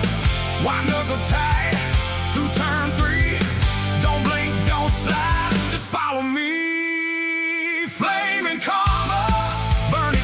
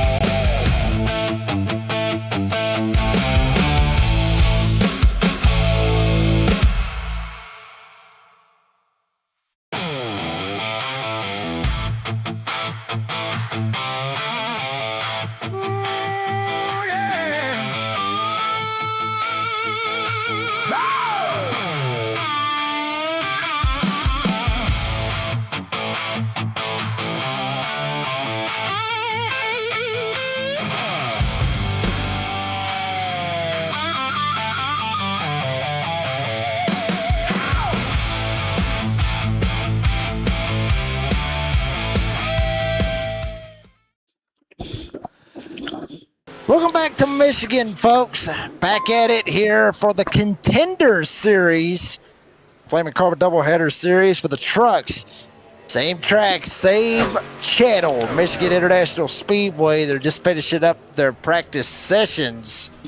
Getting ready to rock and roll with it here tonight. And who will take home the glory? We're going to find out here very, very soon. Redneck National Jake Reeves, Big Jim Cunningham called to action here tonight. And Jim, buddy, I mean, ARCA race, it was a good one. Obviously with the trucks. Like we said in the ARCA race, seems to me, for some reason or another, like the trucks is always kind of on the back burner, and they're having to try to find something to be able to try to match what the ARCA series is doing. And once again, they've got a damn tall task to make it happen. They do. Yeah, the ARCA series has delivered some real bangers this season so far, man. Hard for the truck series to keep up with that. I mean, but it sure launches us into a nice second half of the night, you know. So I'm excited. Yeah, very excited as we're seeing drivers work their way out here on the racetrack, just into their practice sessions. Getting ready to flip-flop, run a little qualifying here in just a little bit, and we'll see what happens. And funny thing about it, one of the drivers that slid over from the ARCA series and come over to run with that that invitation, you see it right there on the 45 truck right here, Ryan Warp, sitting at the top of the board. He's faster than every single one of them right now as far as the truck series goes. That's kind of got to scare everybody just a little bit for some of these guys that maybe was thinking that they got a shot to probably, win a race this season. And then you got this ARCA guy coming in, which well-deserved, might I add, for Ryan Warp coming in and getting this opportunity. But at the same time, it's got to scare these guys maybe just a little bit, wouldn't you think? Yeah, I do. If I'm being honest, the one thing that surprises me more than anything else is that only one of the four guys came over to run the trucks. Yeah, yep. I mean, you're 100% right. Yeah. I would have thought that several of those guys might have done that, but well, I know Russ is eventually he's starting a new job, but he going to have to be at work. So he won't be able to run the trucks. I know he talks about that, but yeah, I'm a little surprised that that one or two of the other guys didn't come over, but maybe they will. Maybe, if this just came up, maybe they didn't have time to get their feet wet, so to speak, and get up to speed. But clearly that's not an issue for Ryan. You jokingly said, come over. You can come over and get yourself a doubleheader, but that may be a legitimate, a realistic thing that could potentially happen here. Yeah, I don't think any of these guys actually expected this right here, to be honest with you. I didn't. To be honest, I didn't. But look, okay, let's be realistic. Big Brown, I don't know how many laps he's run right now, but he's 9th on the board right now. Okay, I don't, he's got to be out there doing some. Yeah, he's got 25 laps in. He's probably doing some long run. He's not trying to put a quality lap in. Well, we'll see. I don't know. I don't know what Ryan's situation is. Of course, Ryan's got 27 laps in. I don't know. I would find it hard to believe that he's just going to jump in here and be the fastest guy in this field. But guess what? Qualifying's about to start. We're going to find out who's going to be the fastest guy in this field real soon. Yeah, it will be interesting to say the least. Can't wait to kind of see how this is going to pop off. So we'll see what the times look like. We'll see if Ryan Warp could be as fast and qualified as he was in practice. He already got a couple out there. Harley Barletta, Blake Viken coming out on the racetrack, Corey Jones and others coming out, getting ready to take time. As you see Barletta right there still running the Menards, number 31 Chevy, and working his way out onto the racetrack. Jim, let's look at some points, because obviously the trucks is just a little bit tighter than what the ARCA series is. And actually the same. Yeah. Well, They were 15. That's what they were. yeah, but the third place guy in the ARCA series, what was he, about Yeah. 75 back or something Yeah, like maybe that? something Hell, like that. you, Yeah. yeah, you go all the way down to 7th, which is a tie for 7th with Corey Jones and Robbie Adams. They're 75 back. But everybody else up through here, one slip, and you could free fall literally through the field. Now, remember, drop races, all that stuff comes into play as well. So, that could throw, another monkey wrench into this thing. But Mark Dantoma, obviously, in the 57 Navy Joe Coffee, NavyJoe.coffee. Go check it out on the website. But the 57 of Mark Dantoma currently top of the points with Vic Brown right behind him, 15 points back. And then Harley Barletta, 2 points back of Vic Brown, 17 back of Mark Dantoma. Richie Joplin right there in the 89, 31 points back, 14 back of Harley Barletta and Jeffrey Oaks right there as well. And looking through the field, I do not see a Jeffrey Oaks, but the other 4 of Mark Dantoma, Vic Brown, Harley Barletta, and Richie Joplin, all of those drivers are present here this evening. So obviously, Jeffrey Oaks is going to be falling just a little bit in the field. Don't see the number 30 Batman truck. It's a shame. It's a shame because I really love that truck. I really do. You absolutely do love that truck. Damn right I do. Yes. As we see, Dan Tuma just jumped up to the top of the board there. Point leader. Oh, Barletta. What else could you ask? Damn, Barletta to the top of the speed charts. 39.985 takes his opportunity, and Ryan Warp first lap 40.6 for Ryan Warp. Will that second lap be enough? No, 40.1. So he might have been top of speed charts in practice, Jim, but it might have just been a lot to do with the draft and all things considered. This is the driver that I'm wanting to watch right here. Barletta, obviously, 39.985. Brown's kind of been the Ryan Newman here at the Contender Series, Jim. Coming out and just putting it on the pole. For a reason, I guess. He damn sure does. We'll see what he can do right here, Jim. We'll see if he can pop one out and put another on the pole here this evening. Yeah, I'm looking here to see if there's any sign that he's gonna jump it up there. Not yet.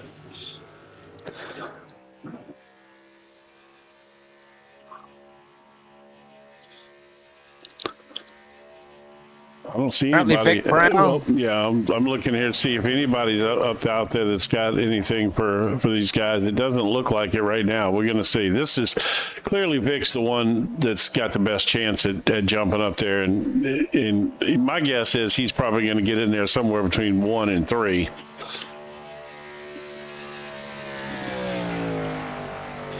Brown at the line, 40.1 was his first lap. Now, the second lap has been the fastest. That's what happened with Barletta. And not with Dan Tuma, though. And really not with Joplin. So Barletta's fastest lap was his second lap. So Ryan Warp's obviously his second lap was faster.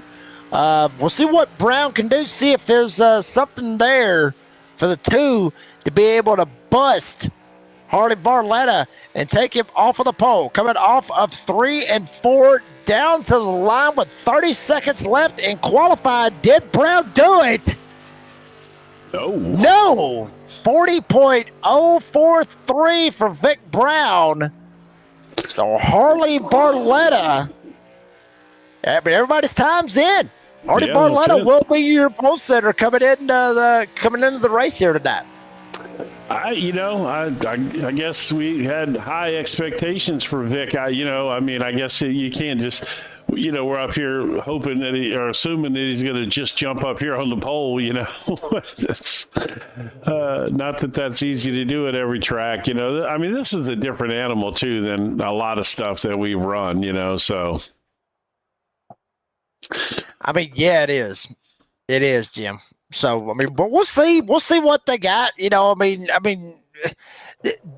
this is one of those tracks. By the way, 55 laps for the race, 22 laps is what they're going to be looking like for fuel tonight. But this right here for the trucks here at Michigan, I mean, great. It's not a Daytona, it's not a Talladega, it's not a New Atlanta, but it's got that feel. If that makes any sense, it does have that feel of, yeah, I mean, it can happen. So, you know, you can get in the draft and you kind of mix it up a little bit as well. So, it does have a potential.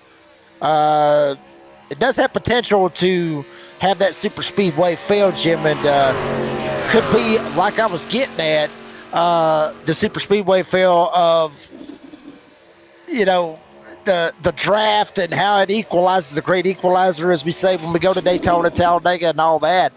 Draft can be an equalizer here, but ARCA Series showed it a while ago, though, Jim. It was the cream of the crop that rose to the top. And to me, this track does not race like that. You know, old Atlanta is what this place reminds me of to a degree. Kentucky, Miami Homestead, obviously Auto Club, you know.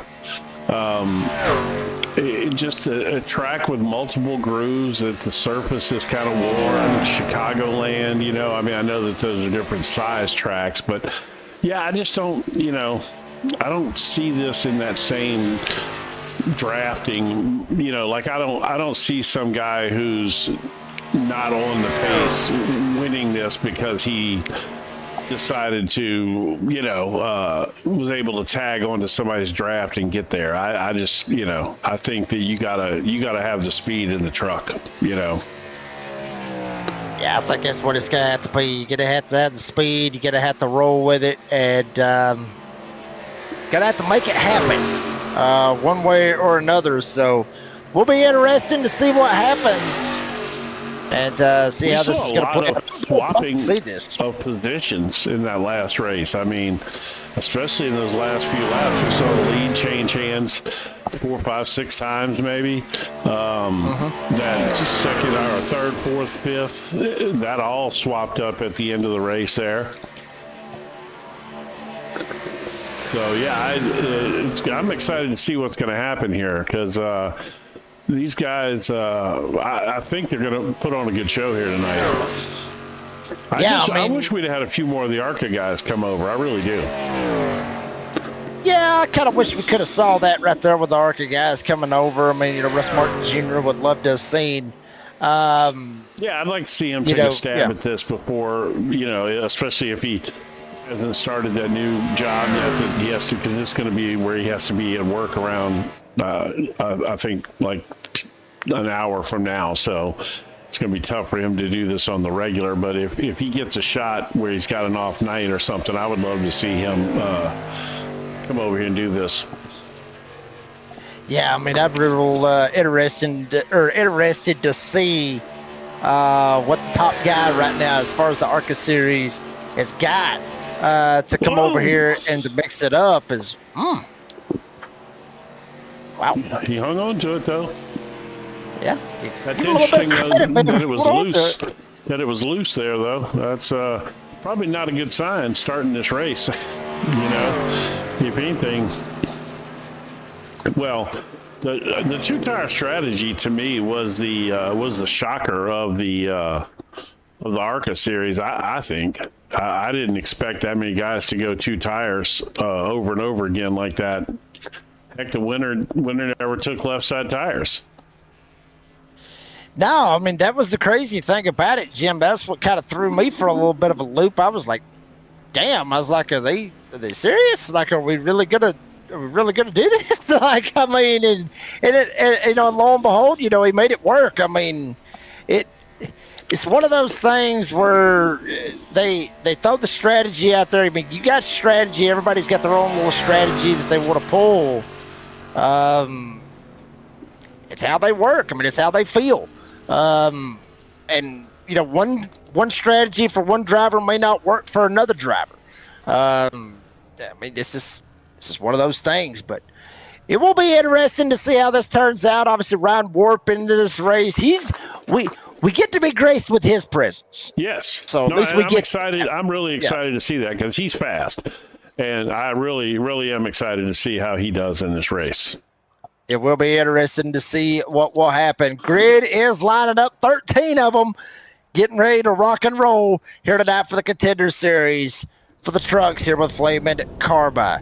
Grid is ready. Drivers is on pit road, and you can see the 31 of Harley Barletta be starting on the front row. Number 31, Menard Chevy with Mark Dantoba, Davy Joe Coffey, 57 Ram, and your point leader coming in tonight. He'll be rolling off from the outside of row number 1. Richie Joplin back here in P3. We saw him. He's one of those drivers kind of up there at the top of the Fantastic Four, if you want to call them, here with these guys here with the Contender Series.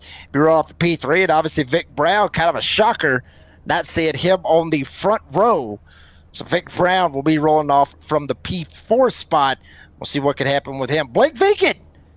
Damn, he's all about the pink. I don't know what that says on the side. But anyway, number 18, Toyota, Blake Viken, and the newcomer, if you want to call it the rookie, Ryan Warp Speed from the ARCA Series, be rolling over here in P6. Row 4, Corey Jones will be starting at the inside of Robbie Adams. Wait a minute, what the hell? Robbie Adams? Where's all his there? Usually they start beside one another. Well, they ain't here tonight. Corey Jones will be starting at the inside of Robbie Adams back there, P7 and P8. Top 10, that's where you're going to find Ed Kimball in the number 43 Ram. And to his outside will be Scott Lay in the number 25 Toyota, be on his outside. Right behind them, Kenny Rader, the only Ford in the field, and Nicholas Olazia. There he is. Might have slipped up a little bit. Out of that, Robbie Adams might be holding out on him, trying to give him some tips. Anyway, he'll be rolled up for P12 here this evening. Bradley Berry in the 97 Ram, the shotgun on the field here tonight. 1 Ford, 1 Chevy. By my count, looks like 7 Rams and 4 Toyotas. It'll make up the 13 drivers. I think my math's correct on that. Yeah. 7 Rams, 4 Toyotas makes 11. The Ford of Raider back at 11th makes 12. And your pole sitter, the Chevy, only Chevy in the field, Harley Barletta, will make up the 13 drivers for the Contender Series. Flamin' Karma, Sunday night doubleheader, Motormouth broadcasted, by God. We're back at it one more time. 55 laps for the trucks. You have a virtual race. We're live, Motormouth broadcasting, everybody. In your car, on your TV, wherever you're at, even if you're at your ex-old lady's house. Whatever you got going on, crank it up for us one more time.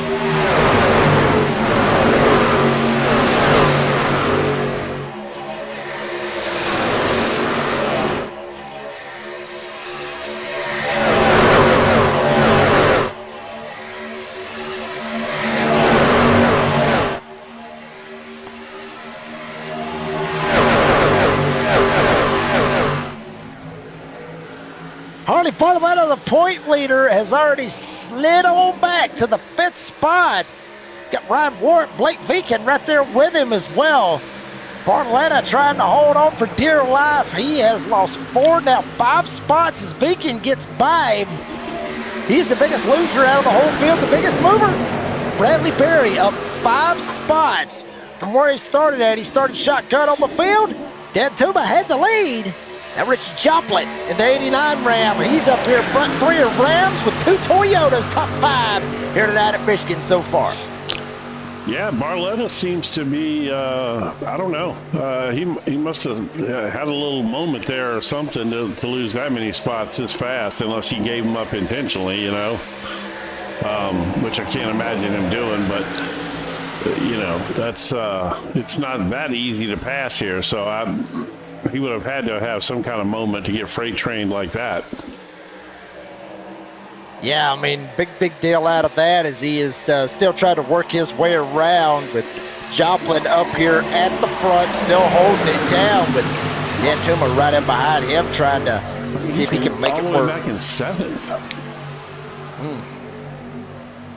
But, That's unfortunate. Long race, though. I mean, lot of times. A lot of times. Yeah, still plenty of time to try to make it happen. I mean, we still got something going on. Dan Tuma, a little bit of a skiffy right here with Vic Brown.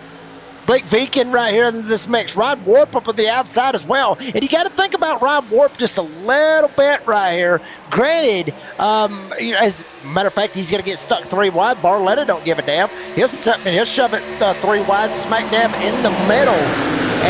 But you got to think for Ryan Warp because he is the big story coming into this. Obviously, when they open the reins a little bit, let some of these ARCA guys come in here, run some truck racing throughout the rest of the season. You got to think Ryan Warp, he's in a little bit of a weird spot. He wants to get aggressive. He wants to come up here. He wants to try to win some races. He wants to have fun in the same aspect. You don't want to come in here. You don't want to wreck somebody or drive it in too deep and somebody piss somebody off. You don't want to do that if you're Ryan Warp. Especially with your very first race, and then get thrown out here at Michigan. You really don't want to get yourself in a bad situation like that. No, and you don't want to put anybody else in a situation that they, you know, you cost them a championship or a shot at a championship, you know. Plus, you got to learn how to drive around these guys, too. You know, I mean, it's... you know, it takes a while to get a feel for how people are going to run you. You know, you don't know till you get up here.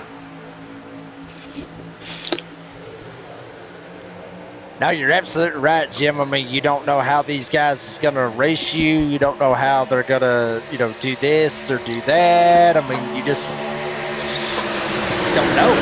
I have to say, I opened myself up a cold beer there, and I'll be damned if that ain't good. Did you? I did. I'm so proud of you.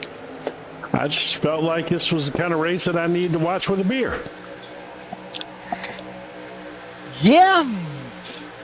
I wouldn't mind having me a cold one. Blake Veekin up here got pretty in pink running up front. Yeah, no kidding. I mean, literally up here at the front and doing a damn fine job of it.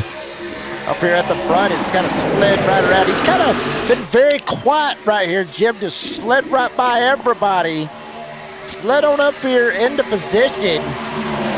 And holding it down right now. Holding it down up here at the front. He's got Joplin behind him, Dan Tuma, Brown, Barletta as well. And Vegan up 4 spots. Still doesn't have the hard charger. Barry currently has that. Up 6. He's right in behind Ryan Warp in the 7th spot. That's the one thing you got to give Bradley Berry out of all this. He cannot be the biggest loser. There's no way in hell that he can be the biggest loser, because if he wrecks out, he doesn't gain anything. He doesn't lose anything. He just finished dead last. I mean, that's all he gets out of this. There's no other way to go but straight up for the 97. And getting a hell of a shot from Robbie Adams, just really going down the front stretch. I mean, that was a nice push. I think they're teammates in the trucks. They are teammates. That team must be growing over there. See, apparently Olazia might be the odd man out. Like, they might have gave his setup to Bradley Berry or something, man. I don't know. Olazia's running to back here. Bradley Berry's up here just taking care of business. Taking care of business, tuner overdrive style. Maybe that's how you want to do it. You know, speaking of that, I think that or maybe his son or something is a DJ on Sirius Satellite Radio. Yeah. Yeah, I just I heard something about that with him yesterday. on the way to. Really? Yeah. I think he's doing a show on. I mean, a lot of there's a lot of old musicians. There's a lot of old country guys that have shows too on Sirius, around country and stuff like that. Yeah. But I think he's one of them that has a show on. I think it was Classic Vinyl, I believe.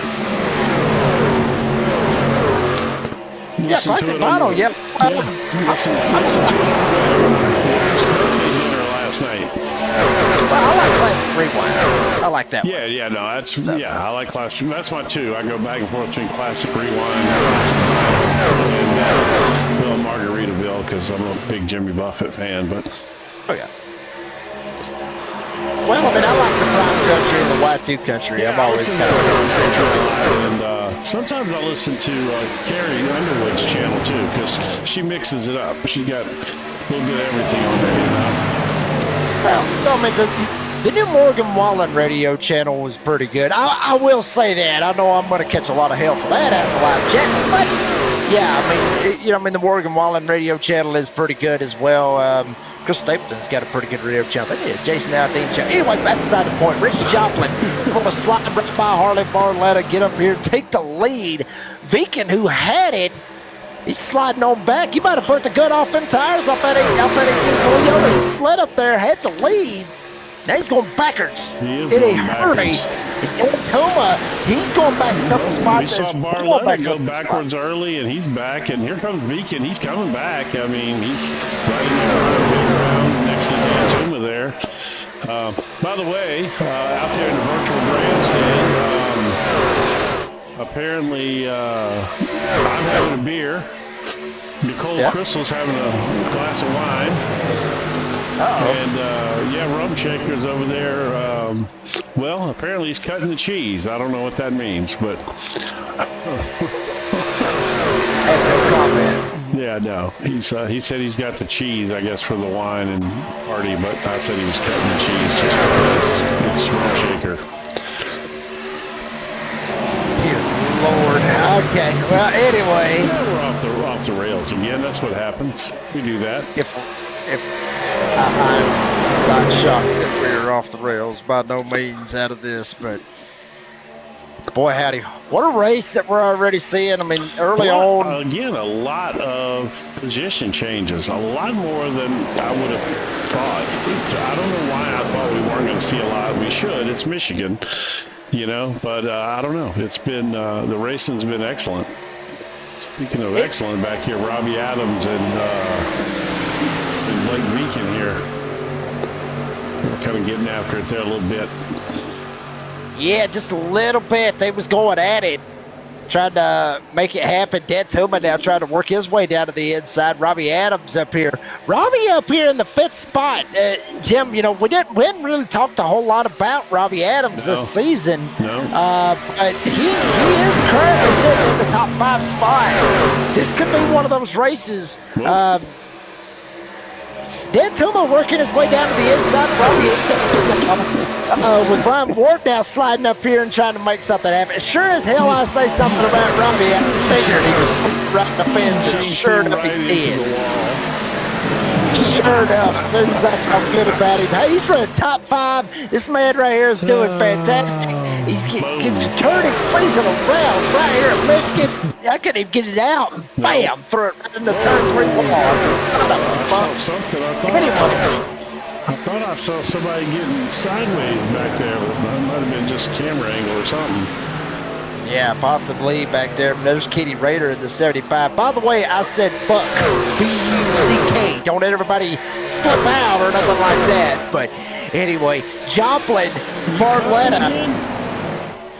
No? You ever heard of a deer? Buck, B-U-C-K. B-U-C-K. Yeah, that's what I said. Okay. Yeah, I don't want nobody coming at me or nothing, But anyway, it's happened before. Joplin, Barletta, yes, front you seem 2. to draw that. Yeah, it does seem like that sometimes, but Barletta, Joplin, they're up at the front. They're trying to get them on out of here. Not really. I mean, they was drafting. They was trying to get away from everybody. Now they're going to go too wide. These guys are making me look like an idiot. Jim, Yeah. because every single time I'm trying to talk about what I think that they're going to do, and then they just completely flip it. Literally, they flip it. You know, I wouldn't be it's like that surprised. sometimes. Oh, that was It's close. 22 laps of fuel. 22 laps of fuel. I wouldn't doubt they go to lap 25 before they start pitting.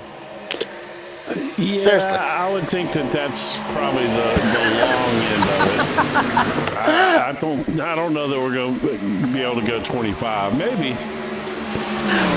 My luck, yeah, they'll go 25. Watch what happens. Barletta, Joplin, Beacon, Brown, Dan Tubman in the top 5 as they work their way off of turn number 4. Coming back this time, we'll start lap number 20 of the 55, and they have been green the whole time. Hot damn, we're getting somewhere. Brown, Adams, Scott Lay, all three. We're getting somewhere. Yeah, they went down Green pit road. flag, pit road. Green flag stops. Good. I don't look like an idiot now. Thank God for Well, I those wish they guys. would take away the speeding penalty so that we could do the high speed pit stops under green. That would be interesting. I love You it. saw Barletta right there kind of jump down to the bottom of the racetrack. It could have been for 2 different reasons. Now, granted, this is Michigan and everything with the draft and Damn everything. Maybe too, try to yeah. break that draft off of Joplin as Martin Dantuba, Corey Jones coming down pit road. But you saw Barletta go all the way down to the yellow line. It could have been 1 of 2 reasons. Either 1, trying to break the draft, trying to keep jumping off of it, or 2, just not keying up on the radio and just that is a signal of I'm going to pit this time. So that can be taken one of 2 ways. It could be taken? Yeah. It could have been taken. What the hell ever. It could have been either way out of that. Do we have another But shirt coming? I wouldn't be surprised. Seriously, I would not be surprised. Yeah, they're all coming in now, though. Ed Kimmel out there, man, stretching that fuel mileage. Yeah. Here's your one for your T-shirts right here. Ed Kimmel have taken the lead here at Michigan in the 43. He just took in the lead in the 43. Yeah, I'm curious to see how this undercut, overcut thing works here. Couple of laps, we'll see. I'm curious because the tires do wear here, so. Lord, we're going to be like Rusty Wallace back in the 90s. Telling Bill France, you know, hey, you know, the way they're wrecking and racing out there, hey, we're just selling T-shirts. Yeah, we're pretty much going to end up doing that before it's all said and done with some of our one-liners before it's all said and done. So. That's Kimmel okay. did take that pit stop, though. Look at Brown. Yeah, Brown yeah. pulled undercut, slid right on by all of them. He jumps up did. here, takes the lead. He has Going taken down the lead. He is taking the lead around through here, Richie baby. Joplin was slow on and off pit road significantly, a couple of seconds slower than most of these guys, even 3 seconds slower than some of them. And it's hurt him. He was up there battling for the lead. Now, after that cycle of pit stops, he's 2.5 seconds off the lead or so, or something like that. Yeah, somewhere in that range. You hate to see that for Joplin right there. Well, he'll getting make it himself up, in but that spot. just goes to show you how important it is to get on and off pit road as quickly as possible. It's not all about the time you spend in the pit box. It's also the time, how fast you come on the pit road, but not speed, and all of that stuff. Yeah, I mean, you got to be careful with all that. Be careful with how you do it, where you do it, all that good stuff. You don't want to. I mean, it's tough, Jim. I mean, we saw it with the ARCA cars and just how fast they were going. I mean, hell, they were going 190 miles an hour around this 2-mile oval here at Michigan. So, yeah, I mean, well, I'll tell you what. Let's take a look at it. Let's see what these guys is doing. Going down the back stretch, going down the front stretch. Let's see what we got. Brown right here sitting at, and obviously on freshies. Granted not as fresh as, say, Barletta right in front of him, but 87. yeah, but the thing is, though, Jim, that's lower. We saw the ARCA cars. Hell, they was hitting 190. They were hitting at one 190, point, and the trucks is not hitting those speeds. which is kind of crazy to say the least out of this. You would think. Well, let's see what yeah. Dan Tuma's doing here now, because he's drafting him. So yeah, but they're definitely not coming off the corner near as fast as those ARCA cars were. Those ARCA cars were exiting the corner at 183, 184. Yeah, I mean, we saw that right here live on Motor Mouth Broadcasting, the speeds that these drivers was putting. And you just see the speed right over there on the side. It is nowhere near what the ARCA cars is. I'm not sure if that's a glitch or if that's some kind of whatever. I mean, I'm not sure, Jim, but that I have heard in the past. What were the lap times that they were running? Do you remember? Yeah, they were running 38s. Yeah, so there you go. I mean, the fastest 39s. Yeah, I mean, the fastest lap, I believe, was Rump Shaker in the ARCA race. I think the fastest lap was a 38.2. I believe it was. Somebody may have to correct me on that, but I believe it was about a 38.2, and I know Rump Shaker got it. There you go. Yeah, so there you go. I mean, you wouldn't initially think that, but aerodynamically, those cars are much better than these trucks, so.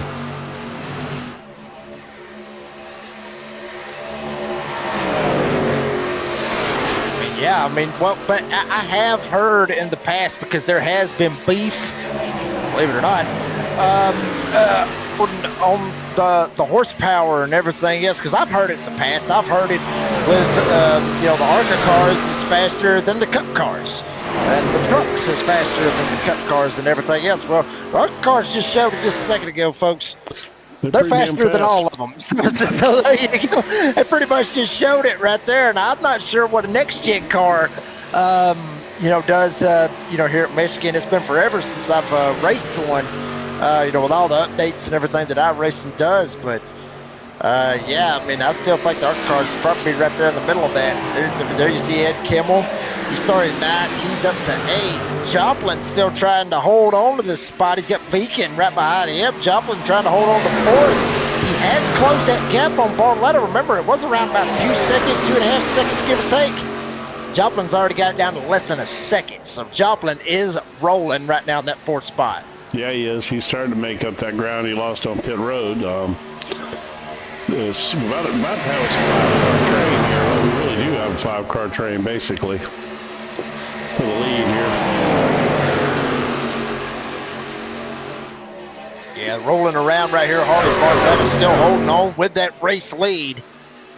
Vic Brown right in behind him. There's Joplin. Joplin going to take a shot. Side draft. Almost some door banging between him and Dan Tuma. Blake Viken is holding on for dear life. Yeah, he very good job. There, side draft. Oh, he got loose. Hang on to it. But, I mean, he got up there, side drafted him, sucked the speed out of Dan Tuma's truck, and then flew right on by him. I'm telling you, Jim, this kind of racing right here literally will make you want to eat fried chicken from KFC and drink a Mountain Dew. Literally, this is the kind of racing that you would want to see right here. Makes me want to drink a beer. You can eat that. You drink that beer while I drink my Mountain Dew with my fried chicken. Here we go. Battle for second is on. Yeah, very good fried chicken, matter of fact.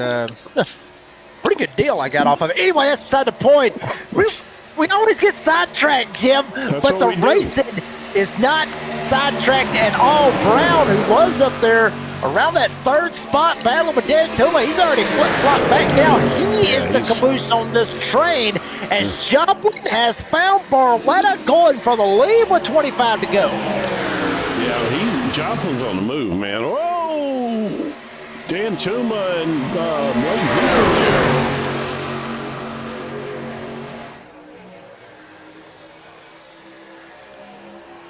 I'm telling you, Joplin trying to hold on. Viken with Dan Tuma behind him. Vic Brown's got a front row seat of the front 4, slugging it out. Barletta, now he'll dive down to the inside. Joplin had the lead, goes back to 2nd. Will Joplin be able to jump down? Thinking about it. He'll pull the side track, trying to pull the 31 back. Both of them loose. These guys literally got a handful out of both of them with a Ram, a Chevy, and a Toyota, the front 3 drivers. And then Dan Tuma and Brown right behind them. Literally, it's a 5-horse race right here. Unless a caution comes out, these 5 drivers right here, this is going to be your race right here. Yeah, we still got a long way to go, though, man. Oh, yeah. Let's see. We got 2 more. We got 1 more pit stop. Yeah, they can't. Can they get home? Yeah. They should be able to get home on 1 more, Jim. I mean, 55-lap race. They pitted on 21. Most of these guys up here pitted on 21. 3 of them did with Joplin, Follett, and Beacon, and then Dan Tuma pitted on 20. Brown pitted on 19. You go another, say, 20 laps on all of them, you'd be at 41, and then you'd have to go all the way to 55, which shouldn't be a problem. That's everybody will be doable. So it's a 2-lap, or it's a 2 pit stop race all the way around. So yeah, everybody should be able to make it. Here will be which actually they're in the pit window right now, Jim. They can pit right now, from what we're saying, or from what we're hearing. 42 laps to go, so they're in the fuel window. Yeah, but you might want to go a lap or 2 more in case we get some overtime or something, you know. But so you got to look at this at the pit strategy here. If this thing stays green, do you stay out and potentially be able to put less fuel in when it's time, or do you pit pretty early in the cycle so that you can get the fresher tires? Well, or did you pull a Ryan Ward and take 2? That would be the trick. Let's see what the other guys did. I mean, everybody's took 4 tires off that last pit stop. Yes. What do you do right here for the trucks? That's going to be another key. When do you go? How early do you go? How late do you go? And how many do you take? There's another factor out of that as to whether or not you take 2 tires to try to shorten that stop up and try to get on away from it. I really don't think you want to take 2 here with the trucks. ARCA Cars might could have got away with it. We'll find out. Ryan Wart coming down pit road. Scott Lay coming down pit road as well, but Ryan Wart down pit road for his final pit stop. Well, here we go. Let's see.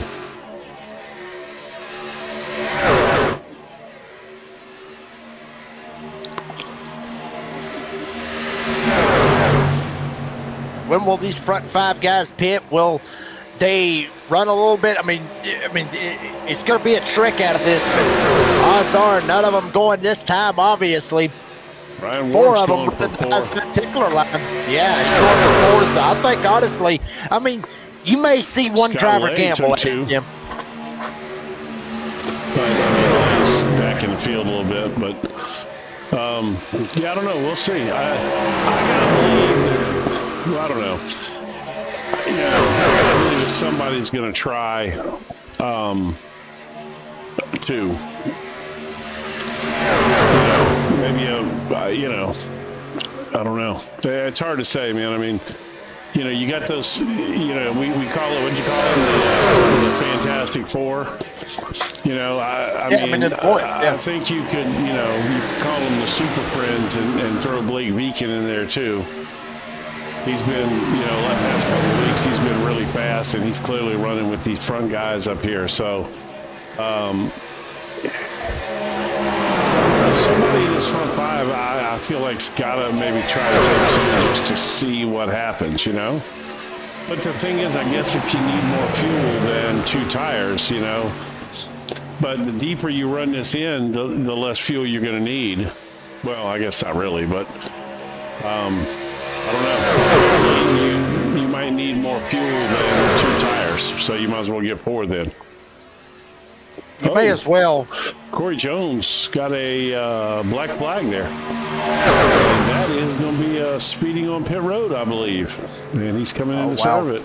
Yeah. That's another thing. I'll tell you what, you can sure screw your race up quick like that.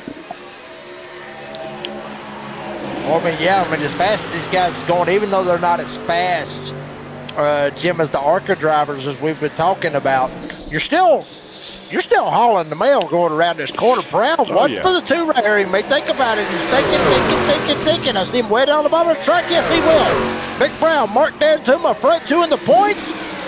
They're going to take this opportunity. They're going to come on down pit road and see what they can get out of this. This will be the money stop, obviously, and it will be interesting to see if they decide to take 4, take 2, try something. But for the most part, Jim, it is obviously the money stop. Oh, it's definitely the money stop for sure. We are 100% on the money stop right here, and it's under green flag conditions, which I love.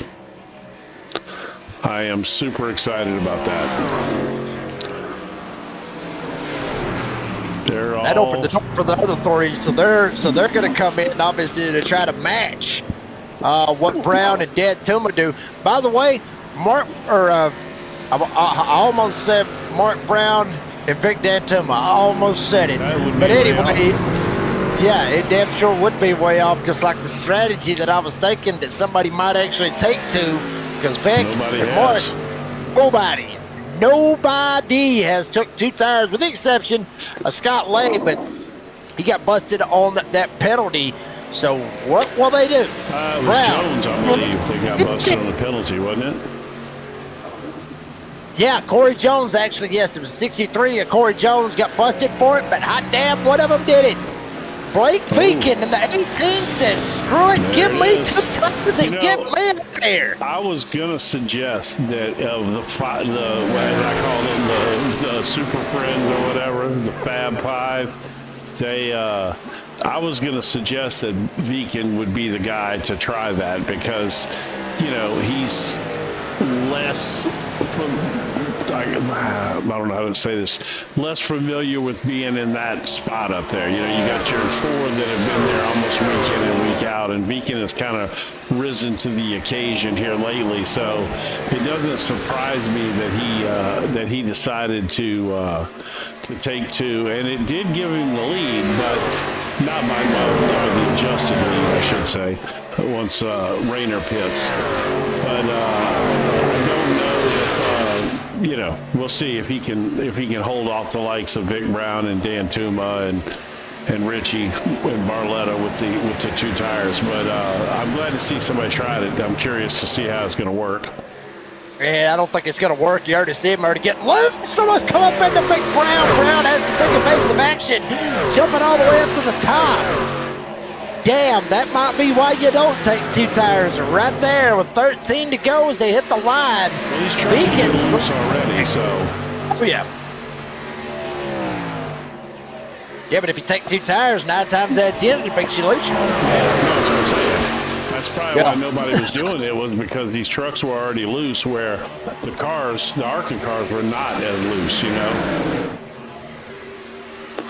But it does give him a little bit of track position right here, though, Jim. I mean, I said it was the money stop. But what if a caution comes out with like 3 to go? Well, you may as well go ahead and unpack the wagon. We're going. Oh, yeah, you're going. Oh, yeah, you're going. Oh, yeah, you're going. Not at 3, though. Oh, yeah. It's 8, and I'm, say, 5th on back. Yeah, I might come. You need enough time to make the fresh tires work. 3 ain't enough. Oh, big wreck! Vacant Joplin, caution out. Good Lord, have mercy. Oh, my word. What in the hell happened there? Dantuma slides by. Beacon's already loose. I can already see where this is going. He goes down. Oh, no. Damn. It was Richie that come up and hit him, though. Oh, now, here we go. Here we go. No, clearly. I mean, that's obvious. I mean, he was loose, but no, I think Richie Joplin come up and hit him. I think Richie Joplin got tight and washed up the track. Well, let's see. Richie down on the bottom. He's merging up, and Vic Brown just comes straight down the racetrack. Blake Beacon. I see Blake just coming down the racetrack. You can already see, you see the back end of his truck already coming around, Jim. Bad. Oh, come on. See, this is why the fans love this right here. Watch Blake Beacon's truck there. Watch this 18. No, I get with that, but watch, he's going back up the track. He's on the line, Richie came up a whole lane. Live chat, let us know who's right. I hate to be wrong. I mean, I see what you're saying, but look where Joplin is. He's below. Look, he's all the way on the yellow line, and then watch where he ends up hitting him at. He's got to move up the damn track. But not when there's a car there. Well, he wasn't expecting Blake to be sideways. That is what actually happened, and everybody pitted, by the way, except for Bradley Berry. Everybody pitted. There you go. I'll tell you what. We got race control, right? Rumshaker says both at fault. That I agree with. That's probably the first time I've ever agreed with Rumshaker. Well, let's ask Gerald Poe. We'll bring him in real quickly. No, I don't want to do that. No, because he's race control right now. That's different. I don't want to. No, if it was just pulling somebody for an opinion, that's different. But he's race control. I don't want to put him on that spot right there. But I mean, the reality is, I think that you could easily say that it was both of them's fault. I think that's a legitimate thing because, like you said, he was loose. He did wiggle around the racetrack, but then Joplin came up the track and I guess thought he was going to be clear, but he wasn't. And, so I could see both of them being called at fault there. But folks, there's no fast repairs in this league. Not on the truck side. There's not. So that's going to end both of their nights for sure. I mean, yeah, pretty sure. No, yeah, that's. I mean, even if they're not going to be competitive after that. Those are big hits. Beacon would probably be more competitive than Joplin's truck would be because Joplin went head on to that side. Well, and the ironic part is it's Beacon. They got the meatball. Joplin didn't. Okay, that's yeah. I mean, that's iRacing. I mean, sometimes it's unexplainable, man. You get the slightest tap and you get a meatball and your car drives fine. You just never know. But I do know this, that we got everybody on fresh tires with the exception of Bradley Berry, who he probably just needs to get on down to the bottom and get out of the way because they're gonna steamroll over him like that asphalt crew in Georgia putting in a new road. Yeah, no kidding. And probably another one, but here we go. Bradley Berry going to be in a pretty bad spot right here. There's a lot of fast trucks around, with fresh tires, man. Yeah, but it could be worse. I mean, he pitted on 39. Everybody else pitted obviously on 45. It's not horrible, right? Yeah, it could be worse. We've seen worse. We've seen 30 lap old tires in front of the whole pack. But it is still going to be in a bad spot. He still will be at a hell of a disadvantage of Bradley Berry right here. But I'm sorry. Go ahead and call the start. I'll tell you in a second. Yeah, I can't wait to hear this. Bradley Berry up at the front, green flag out in the air.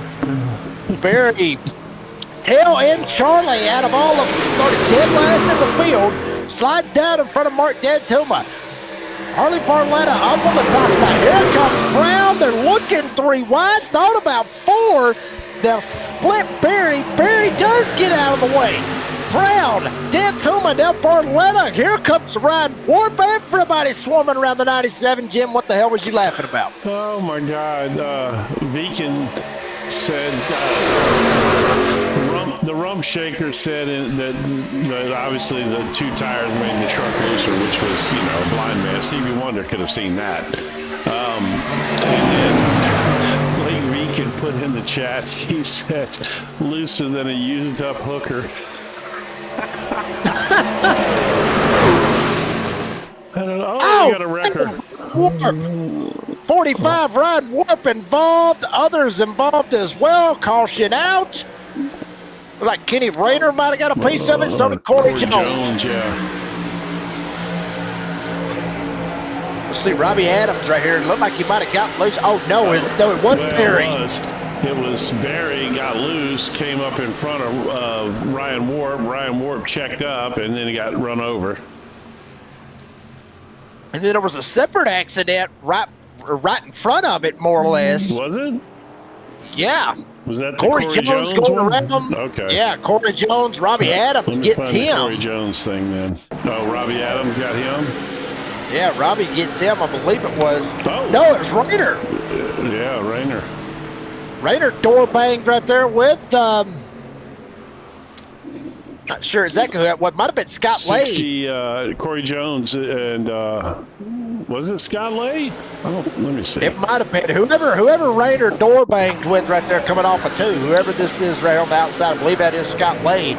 But yeah, Rayner just comes up, hits Scott, comes down, takes Corey completely out, and spins him around sideways. Wow. Yeah, 2 separate incidents. Well, there we go. So we're not going to be green, white checker, I don't think. We should go back probably with 4 to go. Look, they're all coming back down. No, not all of them, but several of them are.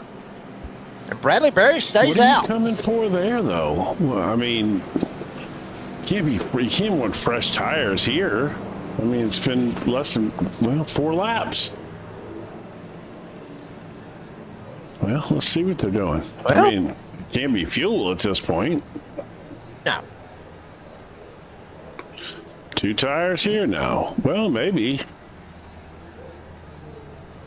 If you were going to do 2, this would be the place to do it because your left sides aren't that old. But nobody did. No. Vic Brown's first off, and they all took 4. Well, obviously, Kenny Rayner is getting his truck worked on. Robbie Adams, same. Corey Jones is back out on the track, but of course, I don't know how much damage he suffered, but I don't know, man. I'm a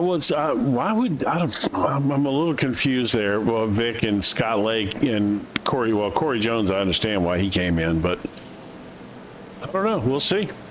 If Vic Brown comes flying up through this field with 5-lap pressure tires, I guess we know. And the funny thing is that Ryan Warp got spun and he didn't even go down pit road. He was the first one that actually got spun around with the contact and how it was and everything. And Ryan just says, screw it. I'll stick with what I got. I mean, he ain't got nothing to lose, so hey, see what happens. It was kind of funny, though, when we popped into the session, he was a fast guy in practice, and we thought, oh, hell. But, you know, clearly, obviously not at that front pack Fantastic Four, Fab Five kind of speeds yet. Yet. No, but, yet, right. That'd be the key word. Yeah, he's got a shot. More than likely, I'm sure that all those ARCA guys race trucks and officials or other leagues. I mean, it's not like he's never driven a truck before. Yeah. It will be a hell of a shootout, to say the least, though, folks. I mean, this will get interesting as they're coming off of turn 2. They're coming back. Now, granted, this is not overtime. This is not overtime. So you ain't got nothing to worry about on that. This is still the scheduled distance for the race. Now, that being said, if they take the green flag and somehow in the next 2 laps we get a caution, then they'll re-rack them, restack them, and then we'll go into overtime. But if they don't, we make it to the white flag. Hell, they get all wrecked. First one back, they get the win. I mean, literally, if Blake Viking can ever get his truck restarted and nobody else can continue, if he can ever get it restarted, then, hey, I mean, he can come back 7 laps down and still win the damn thing. I mean, I'm not saying it can happen, but, who knows at this probably point. Probably not, yeah. Probably not, but, I mean, but there's that option. Here and say no. Ain't gonna happen. Probably not. Well, here we go. 4 to go. Now 3 to go as they hit the line. Dan Thomas shooting out like a rocket. Nice job. Literally. Boy, he's hyped up on that Navy Joe coffee, baby. He is ready to rock and roll up at the front.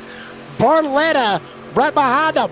Bradley Berry on the oldest shoes in the field, holding on to the third spot. How about Ed Kimball in the 43? Got a shot on the outside.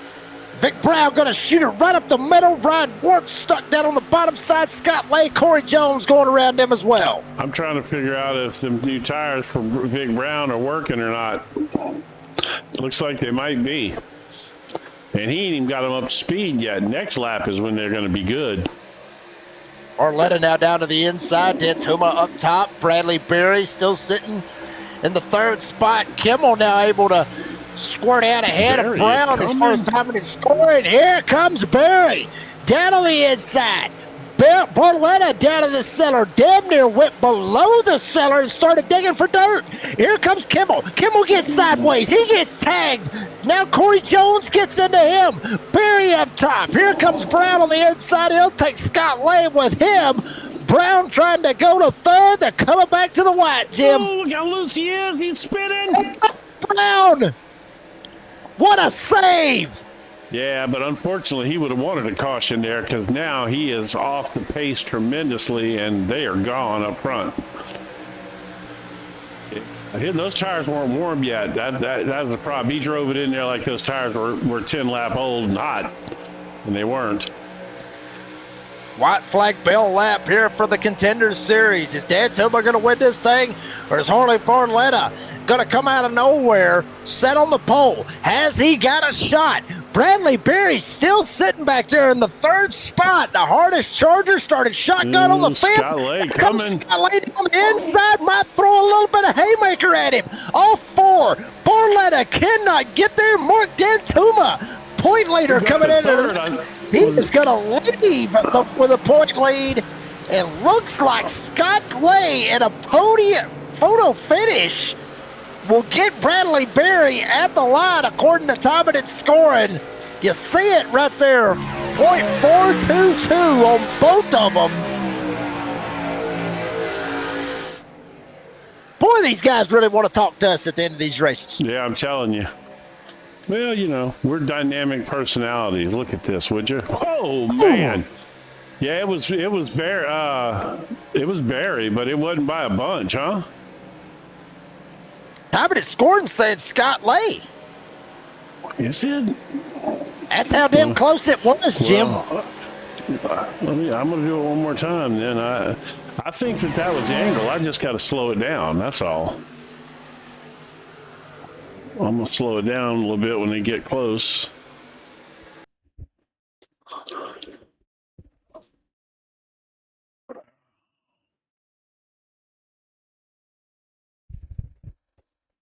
Yeah, oh man, that looks like Barry from the angle we're looking at it at.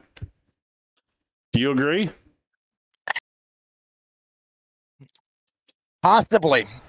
That was very definitive. That's sure. All right, well, let's look at these results and see what they say, because this should be the official results here. So let's see. We'll what see. it says. SDK time and scoring says, wow, Barry. SDK says Scott Lay, but the leader of the finish says Bradley Berry. So,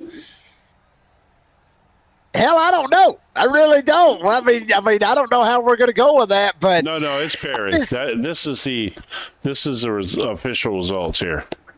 All right, well, we'll go with that. 55 laps for the 110 miles here tonight. 14 green flag lead changes. Look at the gap between those two, would you?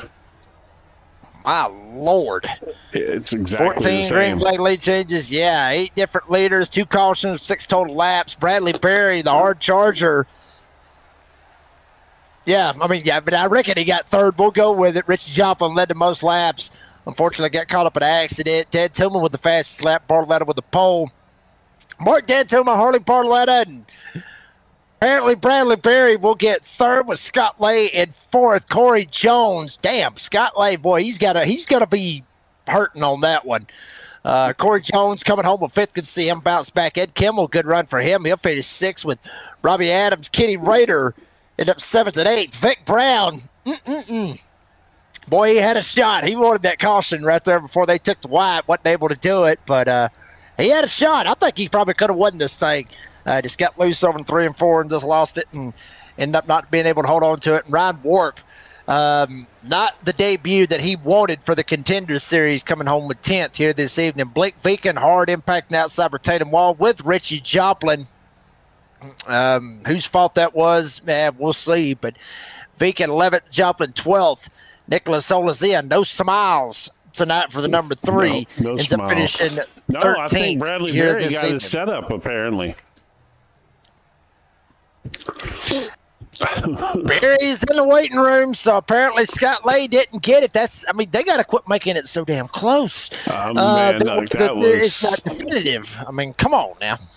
Anyway, but this is the official result, so it's right. So, well, we'll take it. SDK usually screws us sometimes, but we'll go by what that right there says. This goes off SDK, I think. Though, watch this. Let's see. Yep. See, that's off SDK. So, yeah. Well, there you go. Well, Scott ain't in there. Bradley is, so we'll just go with it like that. I'm pretty sure it's Bradley. That is pulled from the official result. It was close. So it should be. That's how close it was. Yeah. It was awesome either way, though. What a finish. Golly. Well, one driver that we ain't got to worry about debating on whether or not they finished where they finished is Mark Dantuma. He gets the win here tonight. No question on that one. Mark, buddy, congratulations on the win. Tell us about your race. Because fantastic drive out of the number 57 here tonight. Yeah, it was just another night of hauling anchor. This is my old home track. I spent 52 years here in Michigan, so this is the track I always went to. So when I come here, I expect to do well. Usually I do, but a win is, pretty rare. So how many laps around the real Michigan Speedway do you have? Well, in a golf cart, I've got like 5, but I've never turned a race car here. I've always turned that was my joke, is where I was headed with that. But then you got me with the golf cart, so I like it. Yeah, I used to get pit passes, and on the old Busch series, we'd spend in the pits and then take a golf cart ride around the track. So. Oh, there you go. Yeah. Well, good run tonight, though, man. Strong as ever. Interesting race, though. A lot of changing around of positions. Few incidents. It was exciting. Yeah, the truck was kind of weird. It would get loose for no apparent reason. You'd run one lap, it was fine. The next lap, you'd go in exactly the same, and it'd just free up. And I know Errol was playing a bit of a part of that, but even when you were alone, you couldn't really trust it. So those last couple laps, I was pretty much holding my breath, just holding it wide open, hoping that it wouldn't get loose. Well, it worked. So congratulations. Another great night of Navy. I guess I was thinking that you could see that. Because we saw several guys, man, just get wrecking loose just out of nowhere. You know? It would not give you a warning. There wasn't anything in particular that would set it off. It just basically would decide when you go in the corner that the back was going to try and pass the front. So I don't know. Maybe it's Michigan, so maybe black ice. We'll blame it on black ice. Oh, well, yeah. As that is up north. Mark, buddy, congratulations on the win. Another one to your credit. Congratulations on the win. Appreciate your time. You got any sponsors, any shout outs that you want to thank? Obviously, the shout out to Navy Joe Coffee Company for everything they do. Holmes and Wisely PC, attorneys at law, Premier Power Washing of West Michigan, and Parrot Polish. Mark Dantuma coming home with the win here tonight. Mark, buddy, congratulations on the win. Appreciate your time. We'll see you just a little bit more north than here. We'll see you at Watkins Glen. I hear there's a hell of a party that usually goes on out there, so hopefully we'll be catching you out there. Yeah, I'm probably going to spend most of the time in the grass there, so that's my typical road course racing. Mark, buddy, appreciate your time. Thank you, guys. Mark Dantuma, obviously, with the win here tonight. Second place was Harley Barletta. We'll see what was up with that. Harley, buddy, you get the pole here tonight. You end up finishing second. Not too bad of a finish. Not too bad of a night. I know you wanted that win, buddy, but second place ain't too bad. Hey, man, Mark keeps smashing my dreams. Like, I don't even know what it is. Like he didn't even have a tire advantage this time. He just outright beat me. That guy, man. Man, yeah, he's tough. It must, you might need to get on board with that Navy Joe coffee and get tanked up on some of that high caffeine or something. I mean, normally I would, except it's 10:30 Eastern here, and I'm on Busch Light. So, well, now, okay, see, that's okay. I can sympathize with that tonight, so I decided to have me a beer here this evening. So. But yeah, man, good run though. I mean, you're still. It's good to see you bouncing back. You're battling again for the lead here every couple of weeks. It's great to see that, and that's what we wanted to see. So, your time's coming. You're gonna get you another win here soon for sure. Oh, we got some good tracks coming up. Really good at Watkins Glen. Really good at Bristol. Can't wait. I'm super excited. This is gonna be a lot of fun. It will be a lot of fun. Harley Barletta coming home with a P2 here tonight. Harley, buddy, congratulations on the finish. Appreciate your time. You got any spots to shout outs you want to thank before we let you go? Yes, sir. Thank you, Navy Joe Coffee, Motormouth. You guys do a great job. Flaming Karma. This has been a great series so far. I hope it continues on. Harley Barletta, P2 here tonight. And the number 31 Menards Chevy. Make sure we plug his sponsor on his truck since he forgot about it. But Harley, that's right. Buddy, congratulations on that's the funny because I only really run Menards schemes, and like I never thank Menards ever. I'm just curious. Are you a Paul Menard fan or a Matt Crafton fan? I'm just curious. To be honest, neither one. I do prefer Paul Menard, but I just like the paint schemes. I like the bright colors. I like the different amounts of colors, the amount of paint schemes. There's just a lot on the table. Damn. I look like an idiot. Maybe you should get some of that Paul Menard money, because his daddy sure had a lot of that money. You know Paul Menard won the Brickyard 400, right? Yeah. Did we forget this? No. Paul Menard's awesome, man. There you go. See, he is like Paul Menard. It's more than just a paint scheme. Oh yeah, guys. I'll talk to you later. All right, buddy. Sam Watkins, go ahead. Appreciate your time, buddy. Thanks, bud. Oh, Lord have mercy. Ever been a guy who got a win at Indianapolis bought for him, it was Paul Menard. Yeah, no kidding. That was not. No, I didn't mean to. Bradley Berry, he was in the waiting room. He went up him? to a. Yeah, he left. I mean, maybe we can squeeze him down here for a quick word. Yeah, if he's still trying to snag him and pull him down here. He's probably still trying to figure out whether or not he actually got third or not. But Bradley, buddy, you get third here tonight. I mean, you started 13th, you get third, and one of the closest finishes I think I've ever friggin' seen. But I mean, congratulations on the P3. I mean, is there talk that you got it or not, or because according to SDK it says no, but according to the overall finish it says you got it. So have you heard anything? I kind of patted the official a little bit, so he kind of gave it to me. But but other than that, no, we've been discussing it back and forth, me and Scott, and we're like, dude, this is so close. Yeah, now you got it though. The results are iRacing, official results. So you definitely have it. Right. And unless they penalize you for something, like trying to bribe the officials. But hey, I didn't say that. Y'all said that. Is that? Oh, what? I didn't. Okay. Anyway, go ahead, Jim. No, I got. Look, good run. Yeah.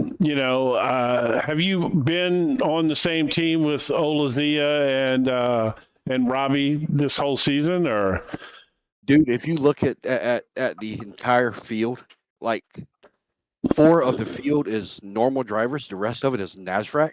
So yeah, we've been together since COVID time. Well, so yeah, I don't know what happened, but all of a sudden, you found your stuff, man. Your truck was really fast tonight. I don't know if you took a little extra horsepower from Olazia because he was not quick tonight, and but strong run for you. Good run. Definitely. Good run tonight. Is this a track as a favorite of yours, or did you just you just kind of felt it tonight, or what was happening? Honestly, I have no idea. I must have fed the monkey a little more Cheerios because this is not my favorite track. My favorite's coming up later, and that's Darlington. Oh, there you go. Well, a man So- after my own heart. Darlington, Dover, those are a couple of my favorites, so I like that. That's right. That's but right. yeah, no, good run though, man. Congratulations. You were strong tonight. I mean, you clearly were one of the, I would say the top 6 trucks. You were right there, pace wise all night, and then the way things worked out here at the end, you ended up coming in and stealing you away a nice little 3rd place finish. Yes, sir. Yes, sir. We definitely going to be partying in Charleston, South Carolina tonight. Is that where you're at? Actually, Somerville. Yes. Okay. I got some family in Charleston. Oh man, awesome. Cool. Yeah, cool. we go through there several times a year, stop in, say hello while we're going up to visit the kid in Charlotte at college. There you go. Well, hell, you roll through. Hit me up. I'll swing back. Yeah, I'll take you up on a beer or something. Most definitely, man. Hell yeah. I need one out there tonight, and I'll show you my 3rd place trophy. There you go. That's right. I'm sure it's going to be a giant 3rd place trophy, too. Man, you ain't lying. Almost like a Winston Cup. Almost. Oh, Lord have mercy. Bradley Berry coming home with the P3 here tonight. Bradley, buddy, congratulations on the P3. Appreciate your time. You got any sponsors, any shout outs you want to thank?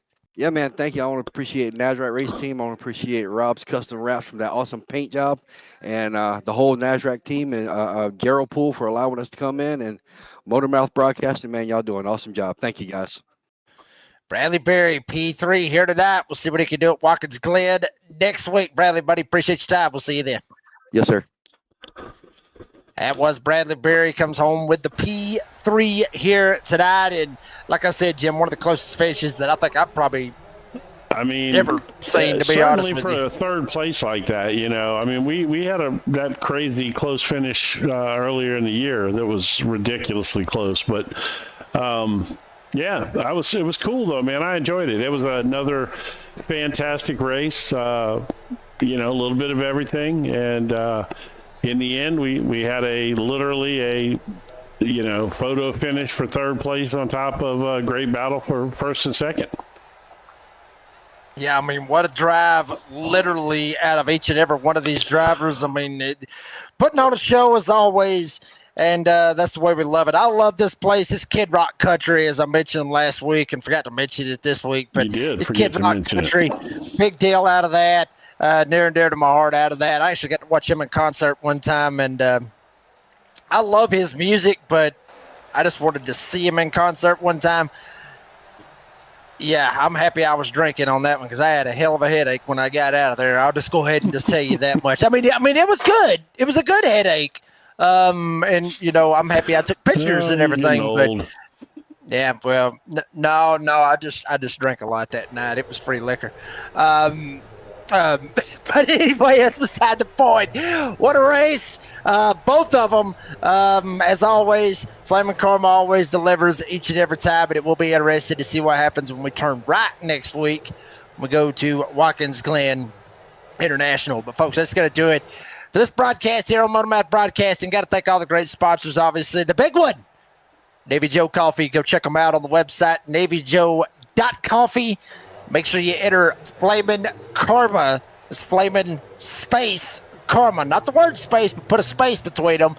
Make sure you get your 10% discount over there with Navy Joe Coffee. Thank you very much for what they do here for Flamin' Karma. And obviously Flamin' Karma paints for what they do. Big deal out of that one with Gerald Poole and all of them over there. And hell, you know what? Why not? Jake Reeves, Redneck School of Erotic Racing. We'll throw that one in there. I mean, you're just one of the great sponsors, a part of this here. And we'll get some T-shirts lined up for that one. Alloy Wheel Repair Specialist of the Upstate, Greenville, South Carolina. And obviously, Country Creations, LLC. Thank you very much to each and every one of them. Roasted Record, Digital Race Engineer, Racing Images, all the good stuff over here on Motormouth Broadcasting. So many sponsors that goes around. Thank you very much to each and every one of y'all for putting your time and putting your logo and being a part of this. Drivers putting on a hell of a show. Fans, y'all come out big numbers supporting this great league. If you haven't yet, make sure you like and subscribe to Motormouth Broadcasting. Gerald Poole and all the admins over here with Flaming Karma allowing us to be ourselves, entertain you, the fans, and see some of literally the best damn racing on iRacing, the Flaming Karma Sunday Night Doubleheader Series. For Big Jim Cunningham, owner of Motormouth Broadcasting, co-commentating and producer alongside, I'm the redneck announcer, Jake Reeves. Said as I always say, be safe, be kind, be fast. Michigan was a blast. Now we're going to see who's going to keep it on the asphalt, who's going to put it in the dirt, who's going to put it in the grass, and who's going to pull a Jimmy Johnson into turn one.